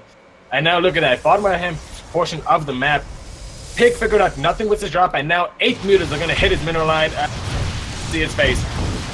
If only. Yep, no cannons anywhere. A Stalker is not going to be enough. There's no charge. Going to the third. Oh, they're rolling on in. One is distracted. A beautiful play from our McMonroe, taking out so many workers so far. Already 25 going down, and Pig is just scrambling to find a defense, trying to find it. I don't think McMonroe is going to let him see it. Already his fourth base is up and running. 76 workers to 43. 40 Lings and 20 Banes are on the way. I just don't see Pig surviving the follow-up. He does have 4 Immortals, though, which can do a lot to soak against the Banelings, but 0 Archons is really going to be the contention, and it's just going to be near impossible to hold on, I think. Pig trying to get some more Zella harass in the main, as he's trying to come back into the game, as he's down by almost... Oh, there's a shark! There's a shark by the main base. Oh, do you see it? Go to the main base. Oh. It's a big sharky. Do you see it? Oh, it's swimming away. No, it's swimming away. No, I don't see it. It's fine. Fine, I don't care. I saw it. I know what I saw. Alright, I think that War Prism in the main base, though. I think the reason why Pig did that is because he knows that mutas on his side of the map are going to be disastrous. He was just trying to buy time for cannons, I think. But this attack from McMonroe is going to be brutal. I think he can hold it. If he's in position, then Maul does get knocked down, unfortunately. Starker's taking a decent bit of damage, but Storm's on the ramp. This is a big choke point, and McMonroe can't really move up it confidently. Oh, the 1 Archon from Pig. Do you see it? It's going to go ahead and get caught out of position. Yeah. Meanwhile, Muta's going to fly into the main base. More probes going on down. This has just been fantastic play. Ooh, good storms, though. Yeah, good storms on the Banelings. Wow, a lot of them dying. Actually, 22 of them end up dying. Not bad at all. And yeah, it's just so looking so bad. A couple of mutas are gonna go down to the Stalkers, but 78 to 33 total workers. McMonroe is taking its 5th base. Lings are everywhere. Pig's APM is probably just plummeting at this moment, as he knows there's not much left he can do. Gonna go and transform on the Banelings, but they jump on top of the Archons, forced to morph them. GG is called! And Snoopy, McMonroe defeats Pig 5-3. Yes, what a great play by McMonroe, and he is gonna be the winner of that $50 prize pool. What an amazing series, by the way. Definitely lots of back and forth play, but McMonroe definitely showing his powerful PvZ in this game. And you know what? You know what he's going to do? What? He's going to get $50. Yep, and he's going to probably get some, I don't know, maybe some of that popcorn you were talking about. Yeah, maybe earlier. some of that popcorn. Maybe he's going to invest in real estate, too. It's about like this is like 2-inch square foot house. It's like, I'll take it. Yeah, and has to get that sausage too. And anyways. Oh yeah, sausage, 100%. All right, thank you guys, everyone, for watching this and for joining us. Any last words? Hasta la vista, baby. All right. All right. Really, thank you guys all so much for watching. We hit around 33 concurrent viewers, which is definitely very, very, very good. Thank you for everyone who donated. Thank you for everyone who upped and followed. If you have not done that yet and you did enjoy what you saw here today, please consider doing it. Thank you so much for tuning on in. Snoop, you got anything to say? Got any last words? Yes, thank you guys, and this is Snoopy and Swag, and we're gonna see you guys next time. Have a good night, guys. Take care. Mwah.